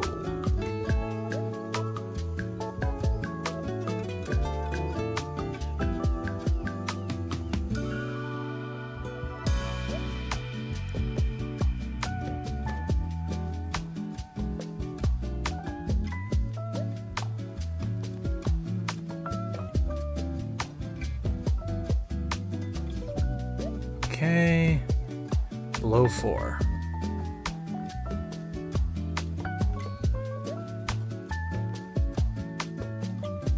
Oh, okay. File, save project. Alright, let's try it like this. I have it muted.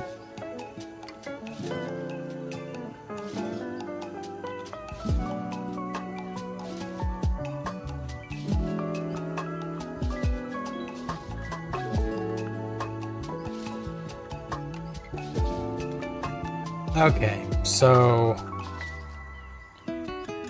the sound effect for the sword plays.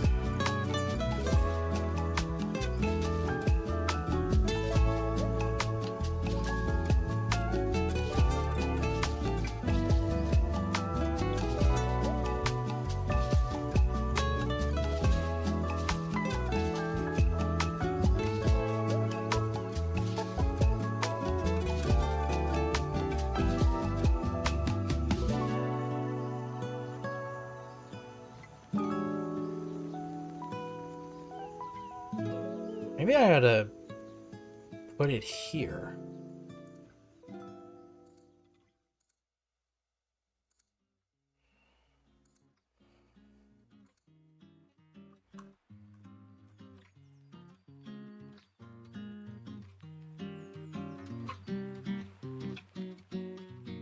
Hmm.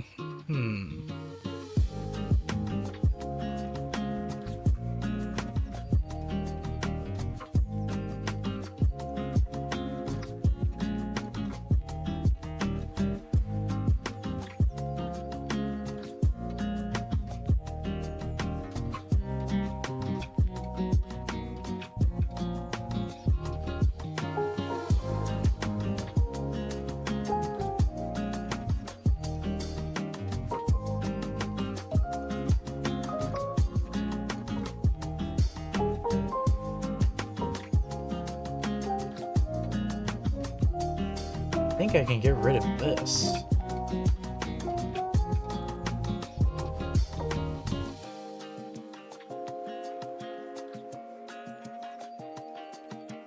I wonder if that's going to work.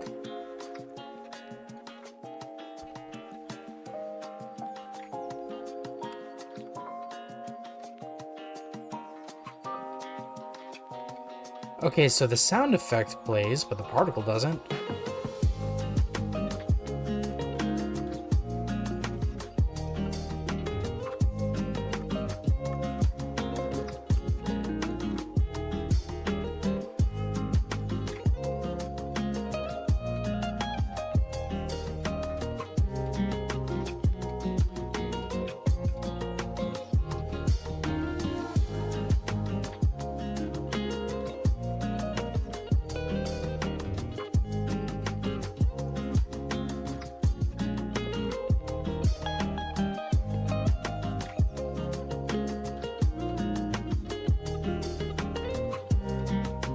That's really weird that it doesn't want to work like that. But okay, so I've run Pixel Game Maker MV for about 2 hours now. Attempted to do a tutorial by a different person, which that didn't quite work out. But thankfully, the Pixel Game Maker tutorial progression is pretty good. So for now, I'm going to X out of Pixel Game Maker MV, and honest to God, like, really cool engine. I can see myself making some very interesting things using it. But for the time being, I'm gonna switch back to RPG Maker MV because I'm going to open up another window.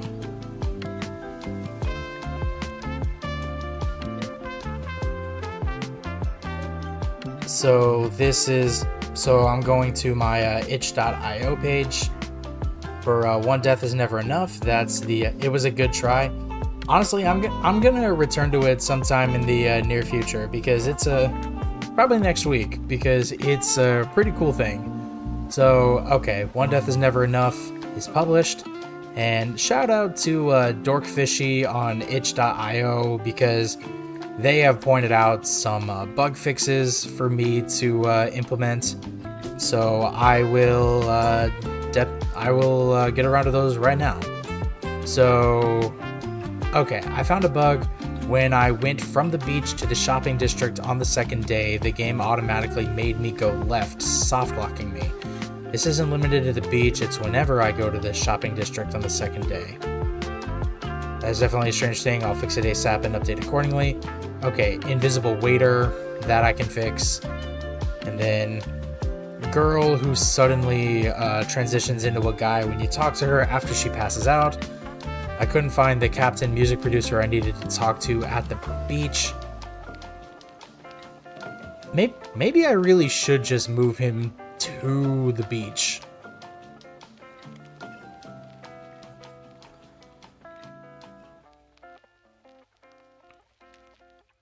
So what did I say for these guys? So having this guy move, that is 100% a quick fix.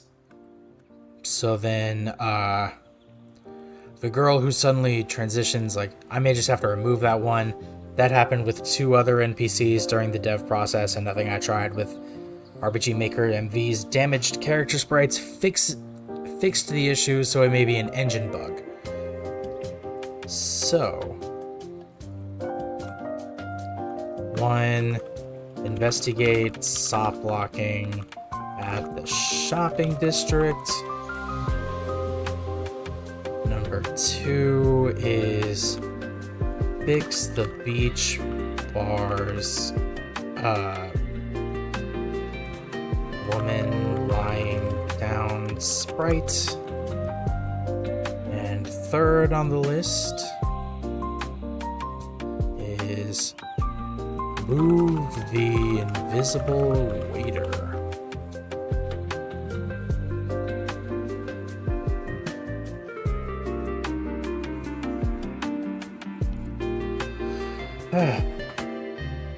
Okay, so let's start with the waiter.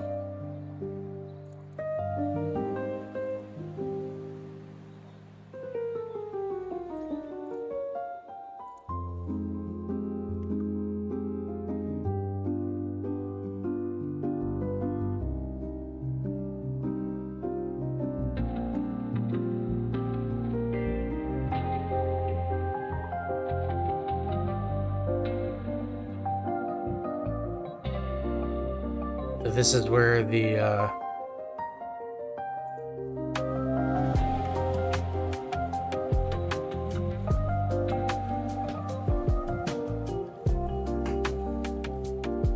so after he goes transparent, I'll need him to go right 4 times.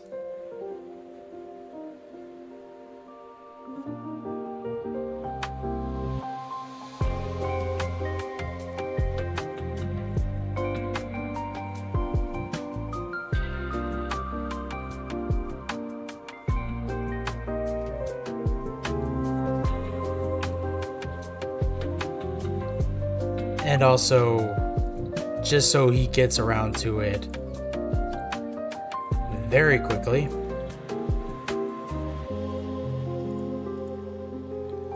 And then we set the frequency and the speed back to normal after that.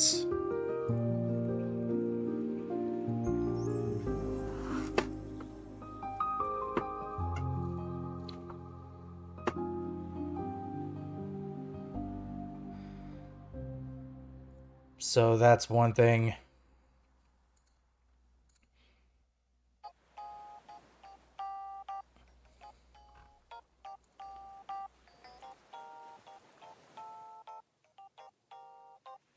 Actually, I could just leave him here and like have it be hinted at.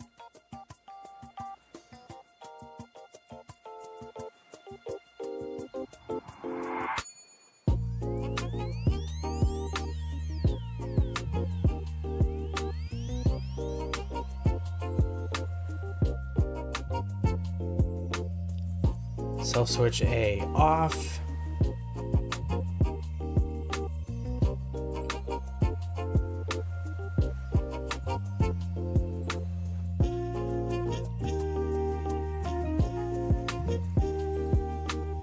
Gotta go see Pickle McDillionaire. Thank you so much for being here, and I hope to catch you in the next stream. There you are.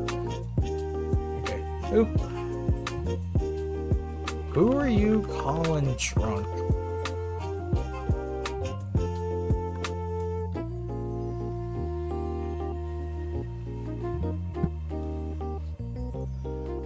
You, apparently.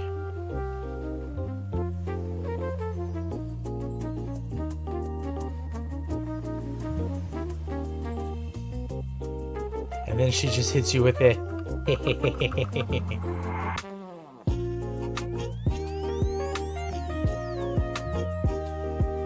She appears to be too drunk to have a rational conversation with you.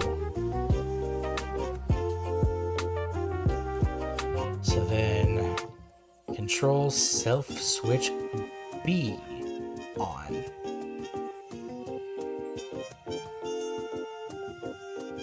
Oop.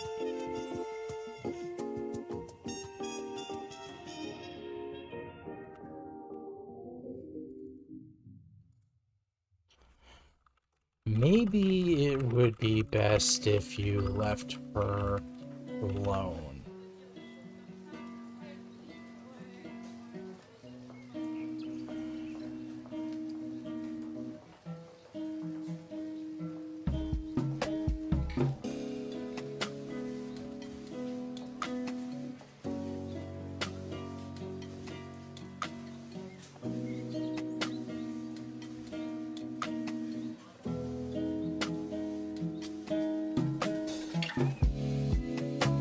Okay, so that I can... I hope I can strike through.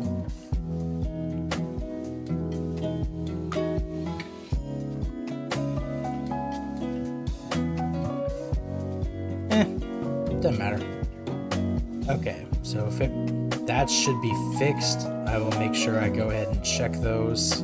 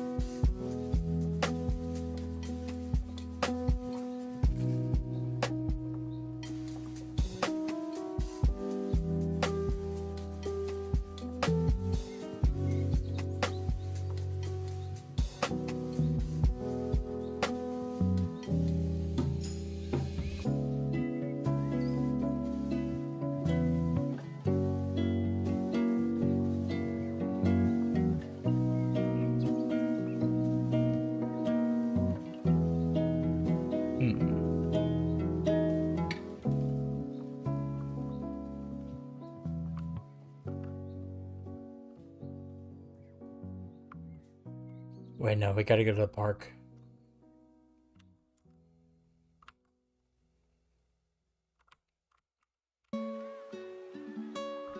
Actually, the fastest way to fast travel...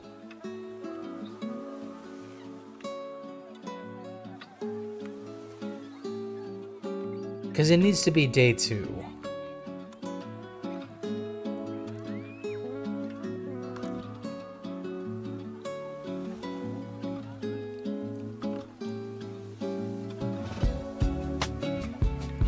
One day remains.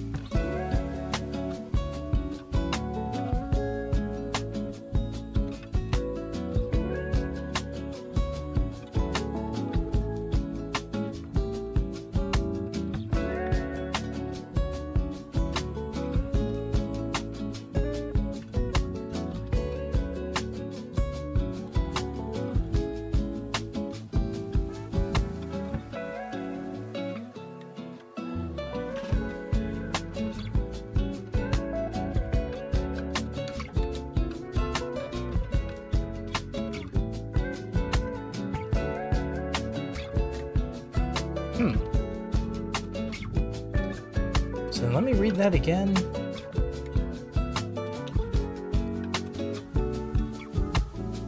Okay, from the beach to the shopping district.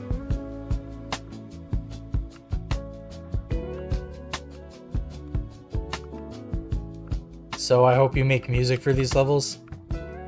In due time. Honestly speaking, with how my dev process goes, and this is kind of what I learned when I was in college as well, SC Jolly, is that like nowhere can be the ending music to, I don't know what you mean by that, but the thing that I learned was adding in music and sound effects is typically the last thing that comes in the dev process. Like it's typically always reserved for last.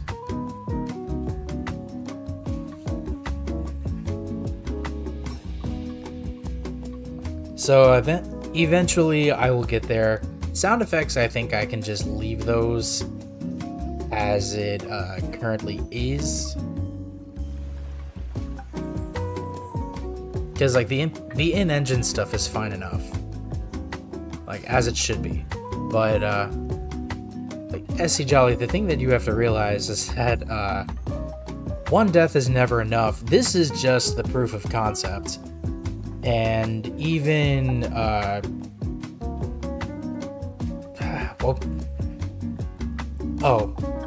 even Fool Me Twice, those are just proof of concepts, though they're not 100% done.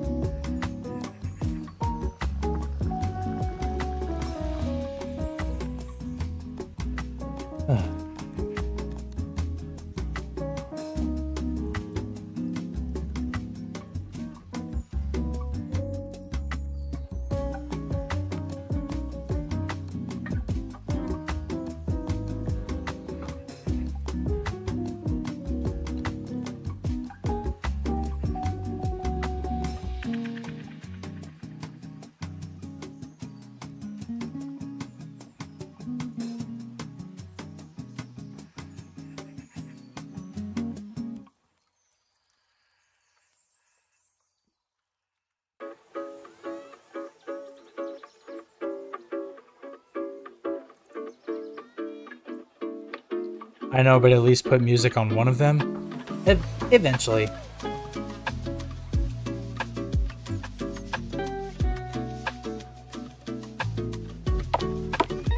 Oh, cool. So I decided to unmute RPG Maker MV, and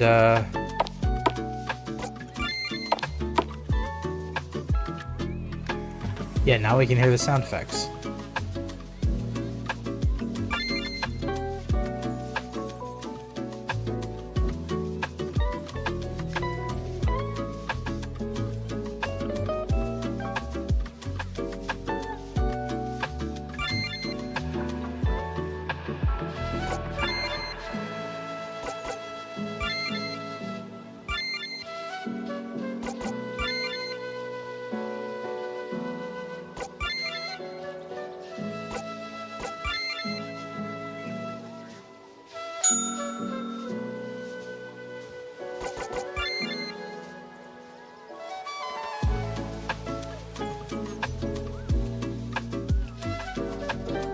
Cool.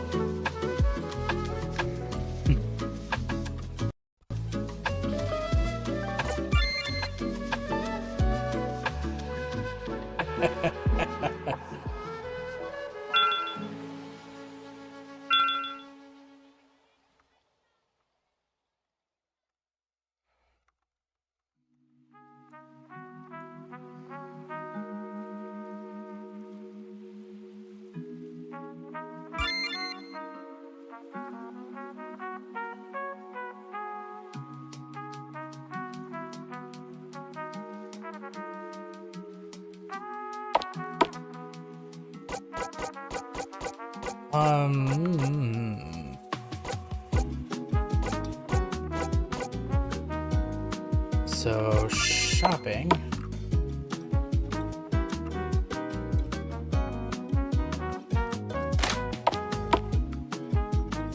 Look, she's over there. I'm glad to see she's celebrating her birthday with her family. Yeah, it's nice and all, but how am I going to get the cake to her? If I recall correctly, this restaurant allows you to set aside desserts for people with no extra charge. Wow, really? No corkage fee or anything? Nope. I don't know if times have changed, but talk to that waiter, see if they can do it for you.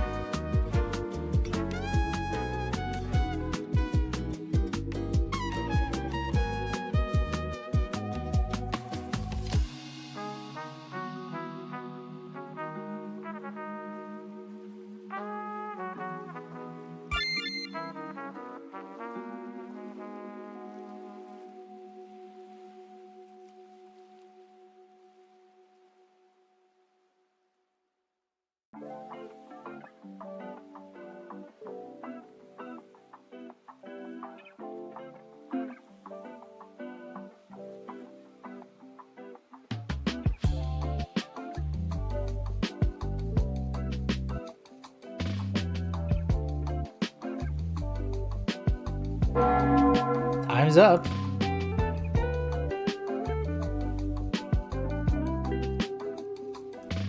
Alright, cool.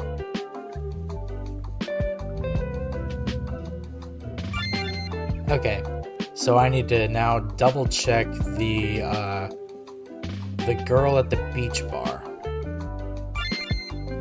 Oops, that's the wrong ending.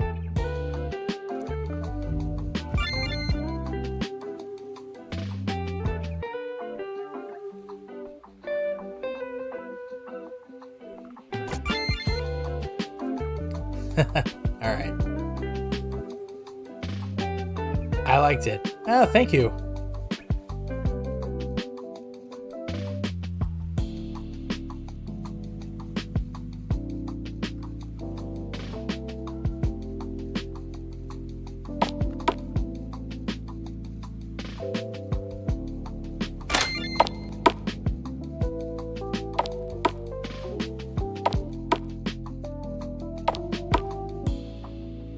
Hadn't seen the part where she turned out to be a haunt. I did kind of speed through that, so I'm sorry about that. But, okay, let me check the beach.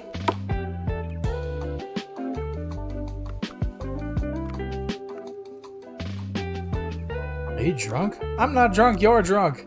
You're able to step back in time as the sailor vomits up whatever was in his stomach. Yeah, That's fucking disgusting. The sailor is unconscious and can't hear you. That's a surprisingly red color of vomit. Is that blood? Upon closer inspection, it's red wine. Ew.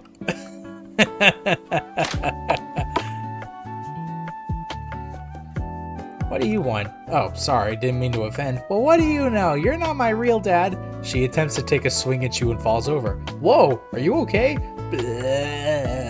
Hick. Oh, just drunk. Okay. Who are you calling drunk? You, apparently. She appears to be too drunk to have a rational conversation with you.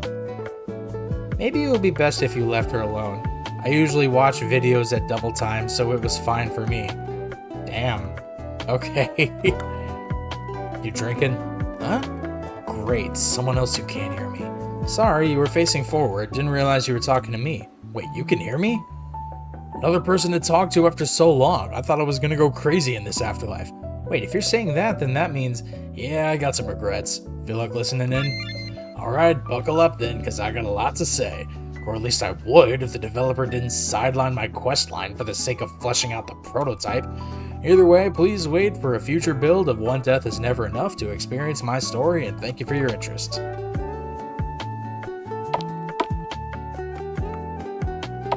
Okay.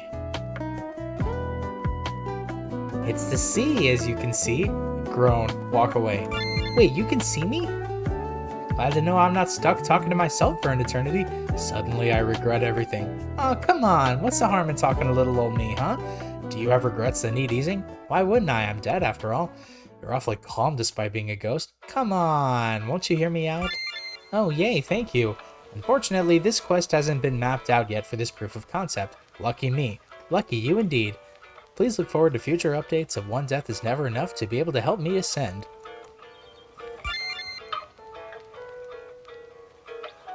And if you say no... Wait, seriously?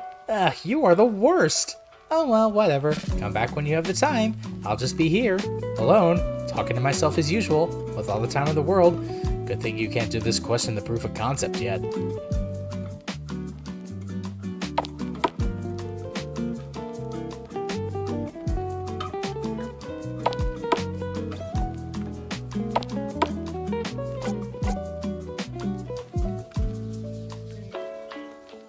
Okay, so...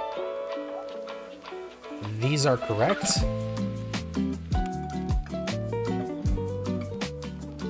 Now, what did he say?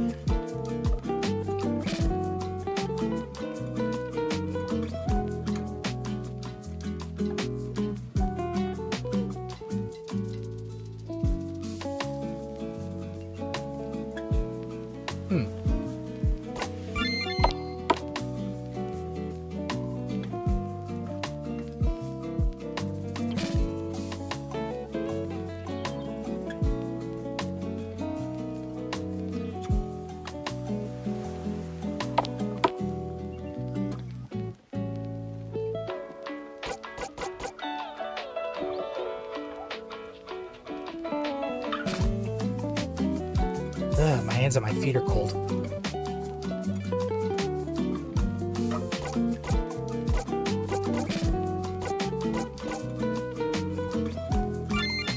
I did want to test something, and this is the wrong place to be.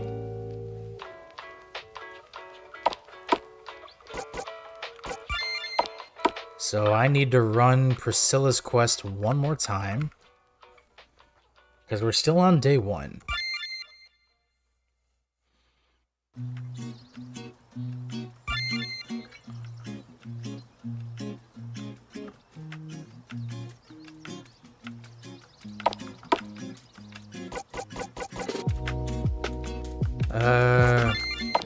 Here.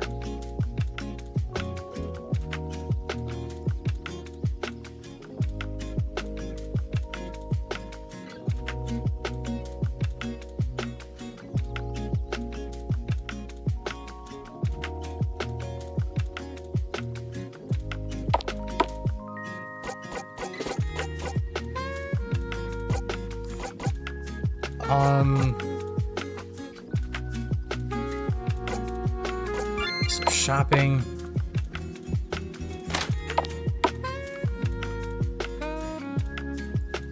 Man, they don't have the good potato chips today.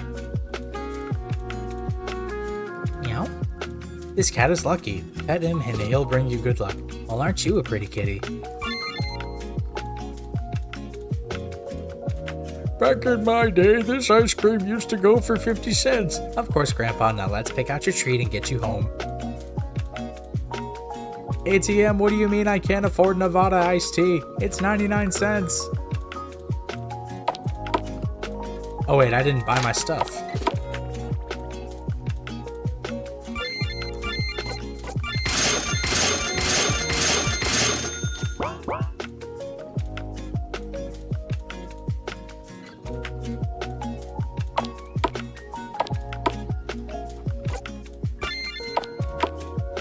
It's your TV. What exactly do you need all this technology for? I gotta relax sometimes too, you know? Fair enough.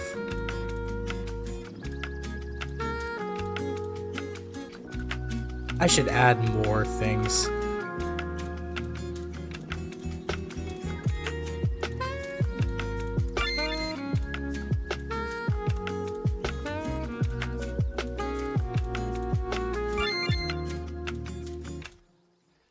$350 degrees, 1 cup of water, 1/3 cup of oil, 3 eggs.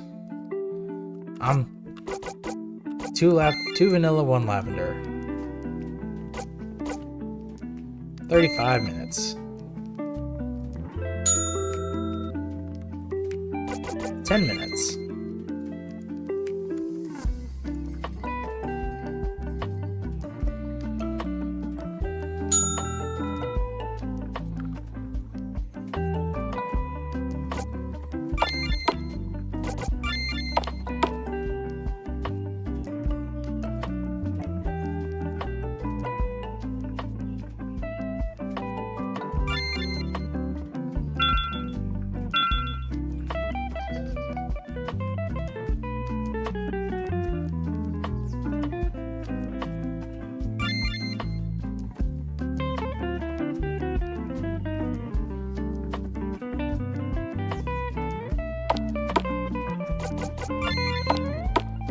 Okay, now it's time for me to go kill a bitch.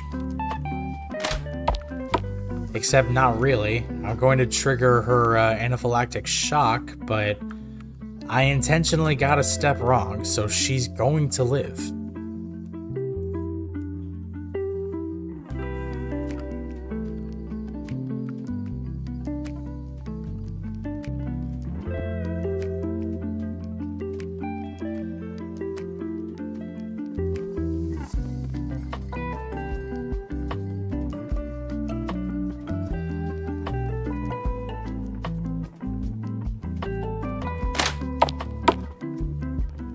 Who are you?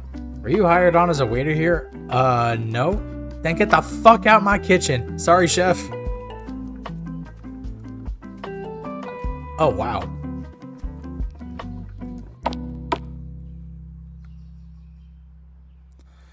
There, she's dead.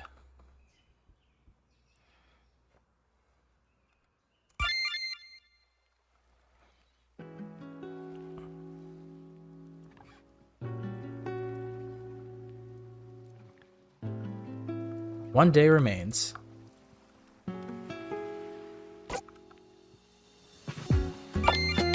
So we're going to go to residences. I never did test this. I'll have him... Oh. Huh, he doesn't say it.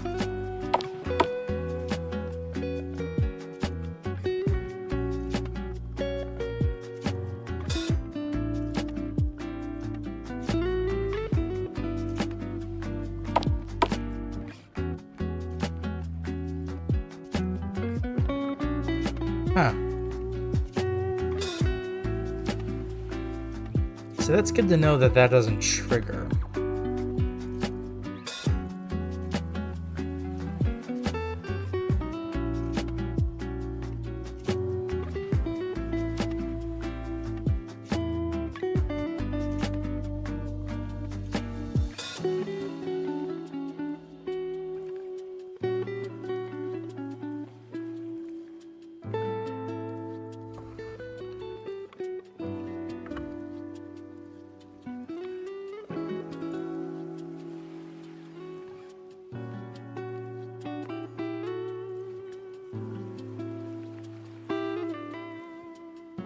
Itchy.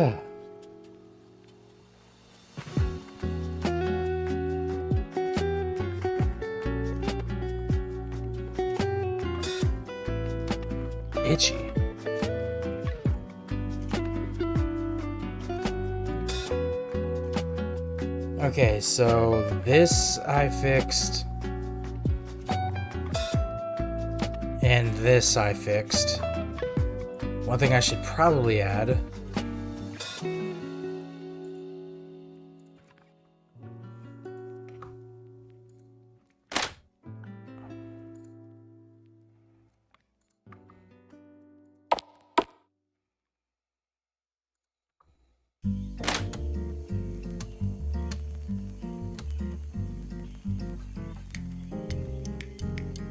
$50, $100, $50, $100.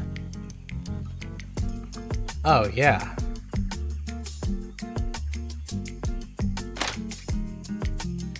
That's a pretty important one to forget about.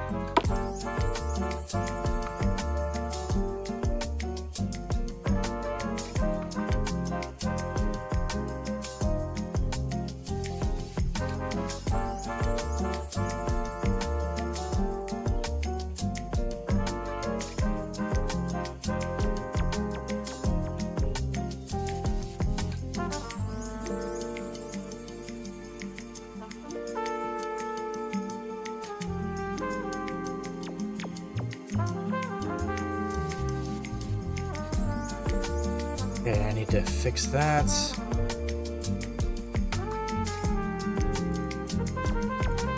I thought I got all these audio balancing things, but apparently a few slipped through the cracks. And that's fine.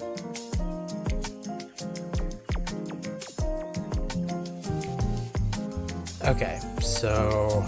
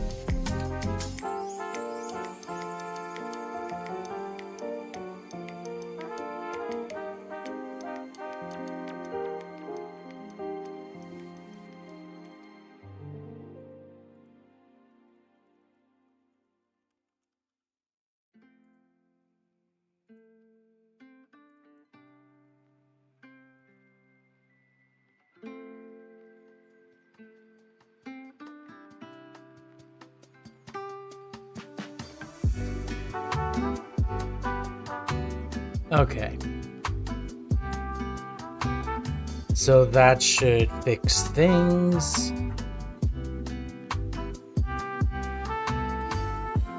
Let me get a stretch in.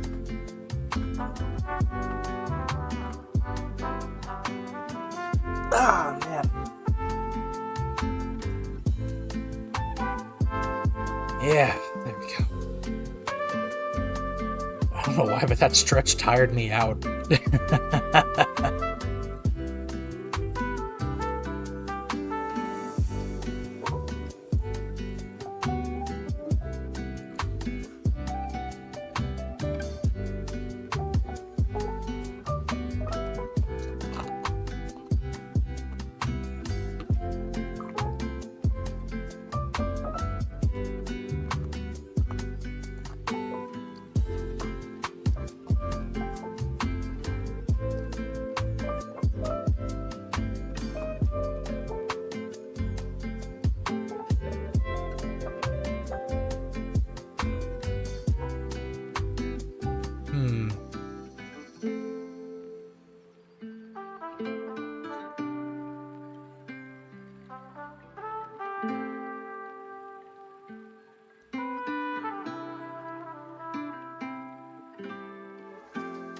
Maybe I ought to reset the position.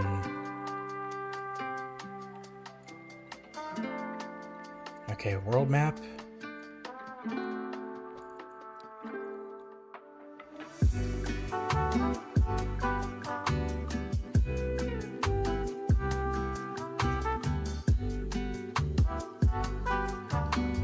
Maybe if I just move them one more thing down.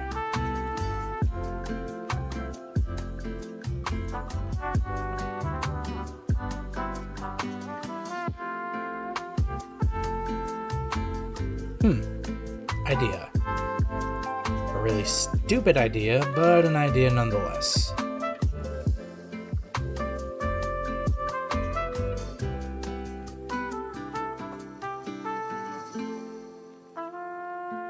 Because I want the world to be a little more interconnected.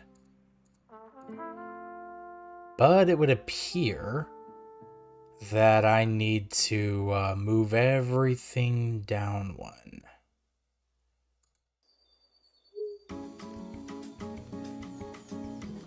It requires symmetry.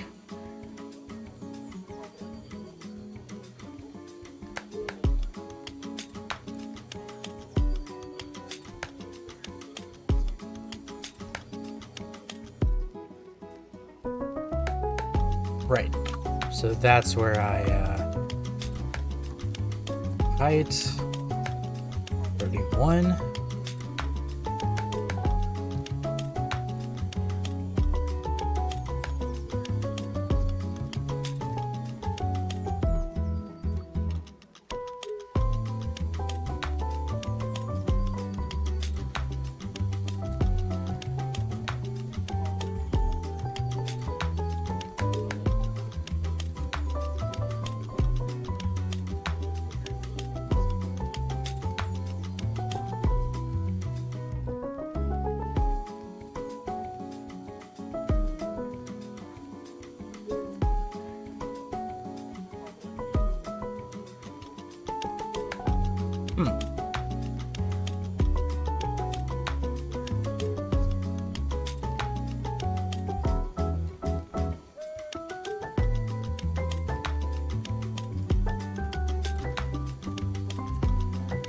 Awesome.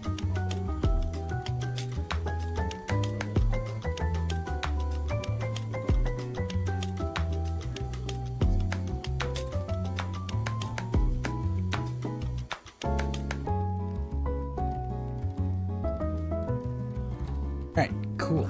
Now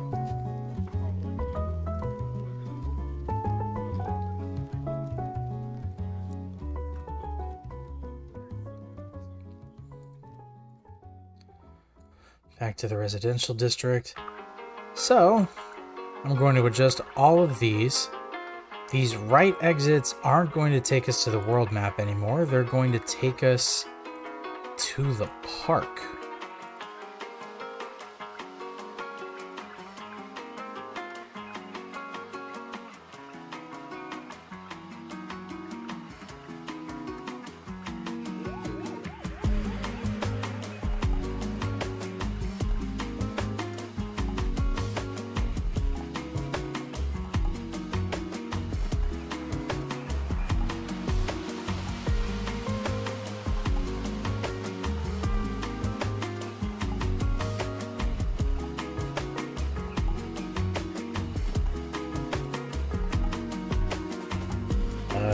Park.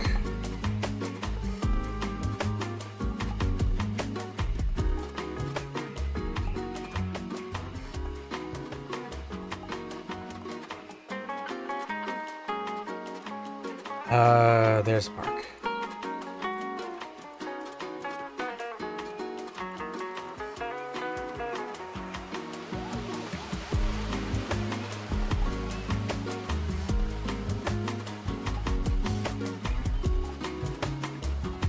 There. Now,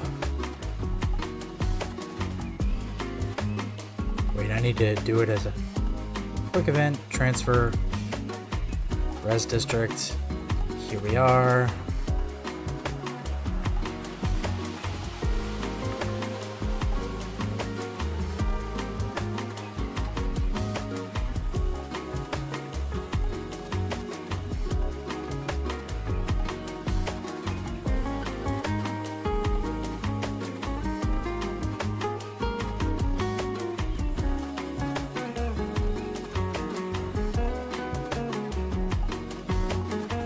There.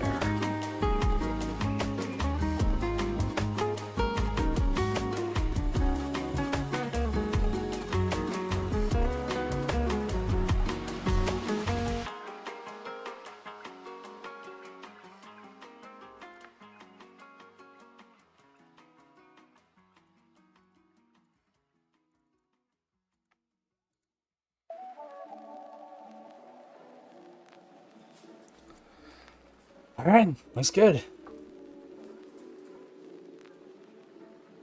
Just trying to find newer and more interesting ways to keep myself busy.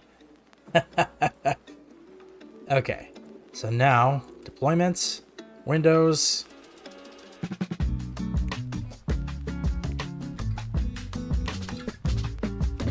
Okay, output.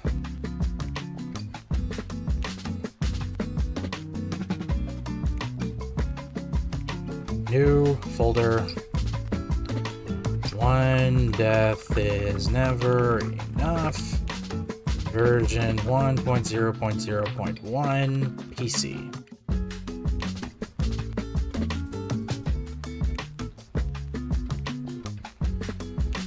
Oh wait, it's gonna be...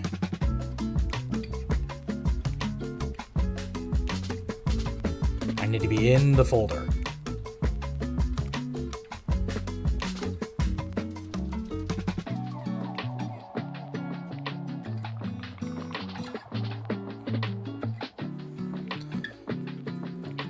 Cool.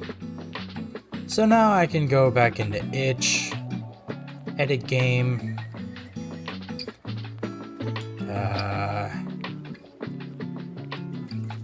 upload another file. That's a leak behind the curtain regarding every thumbnail I've ever made. So if you're lucky enough to stop the stream at that point when it goes into video format, then more power to you. Oh, right. Shit. I have to...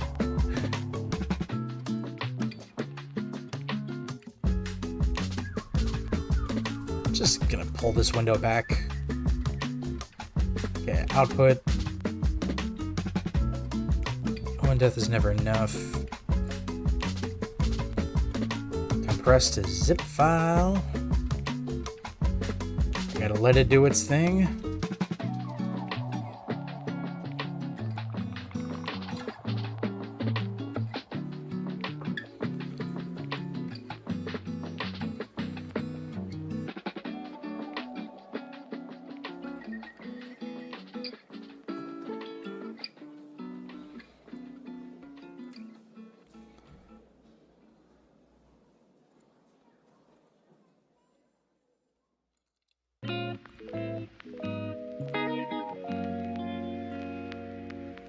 Okay, so let that upload.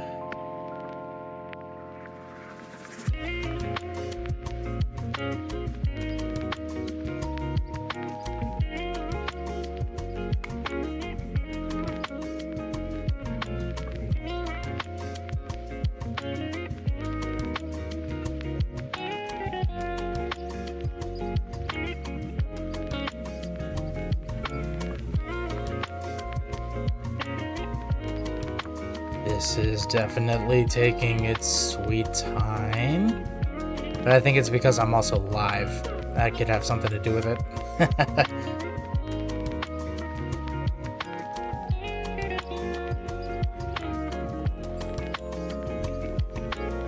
Okay, executable for Windows.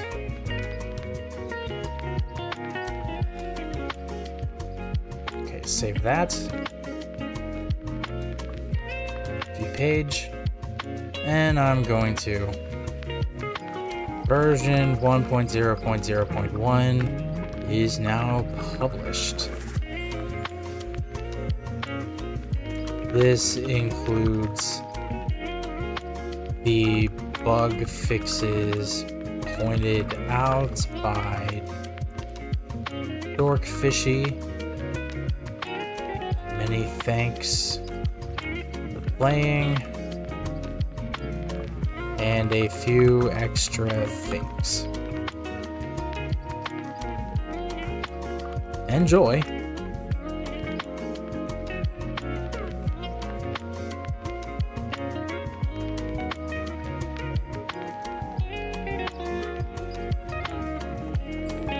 Okay. So with all that being said, I'm going to go ahead and end the stream here, everybody. So this has been a look in 2 hours into a look into Pixel Game Maker MV for at least 2 hours, just to kind of get a feel for like how to do shit in the engine. So I will definitely continue those tutorials next week. Please look forward to that. And I did some much needed bug fixes in engine for RPG Maker MV for One Death Is Never Enough, and I'm glad I was able to do that.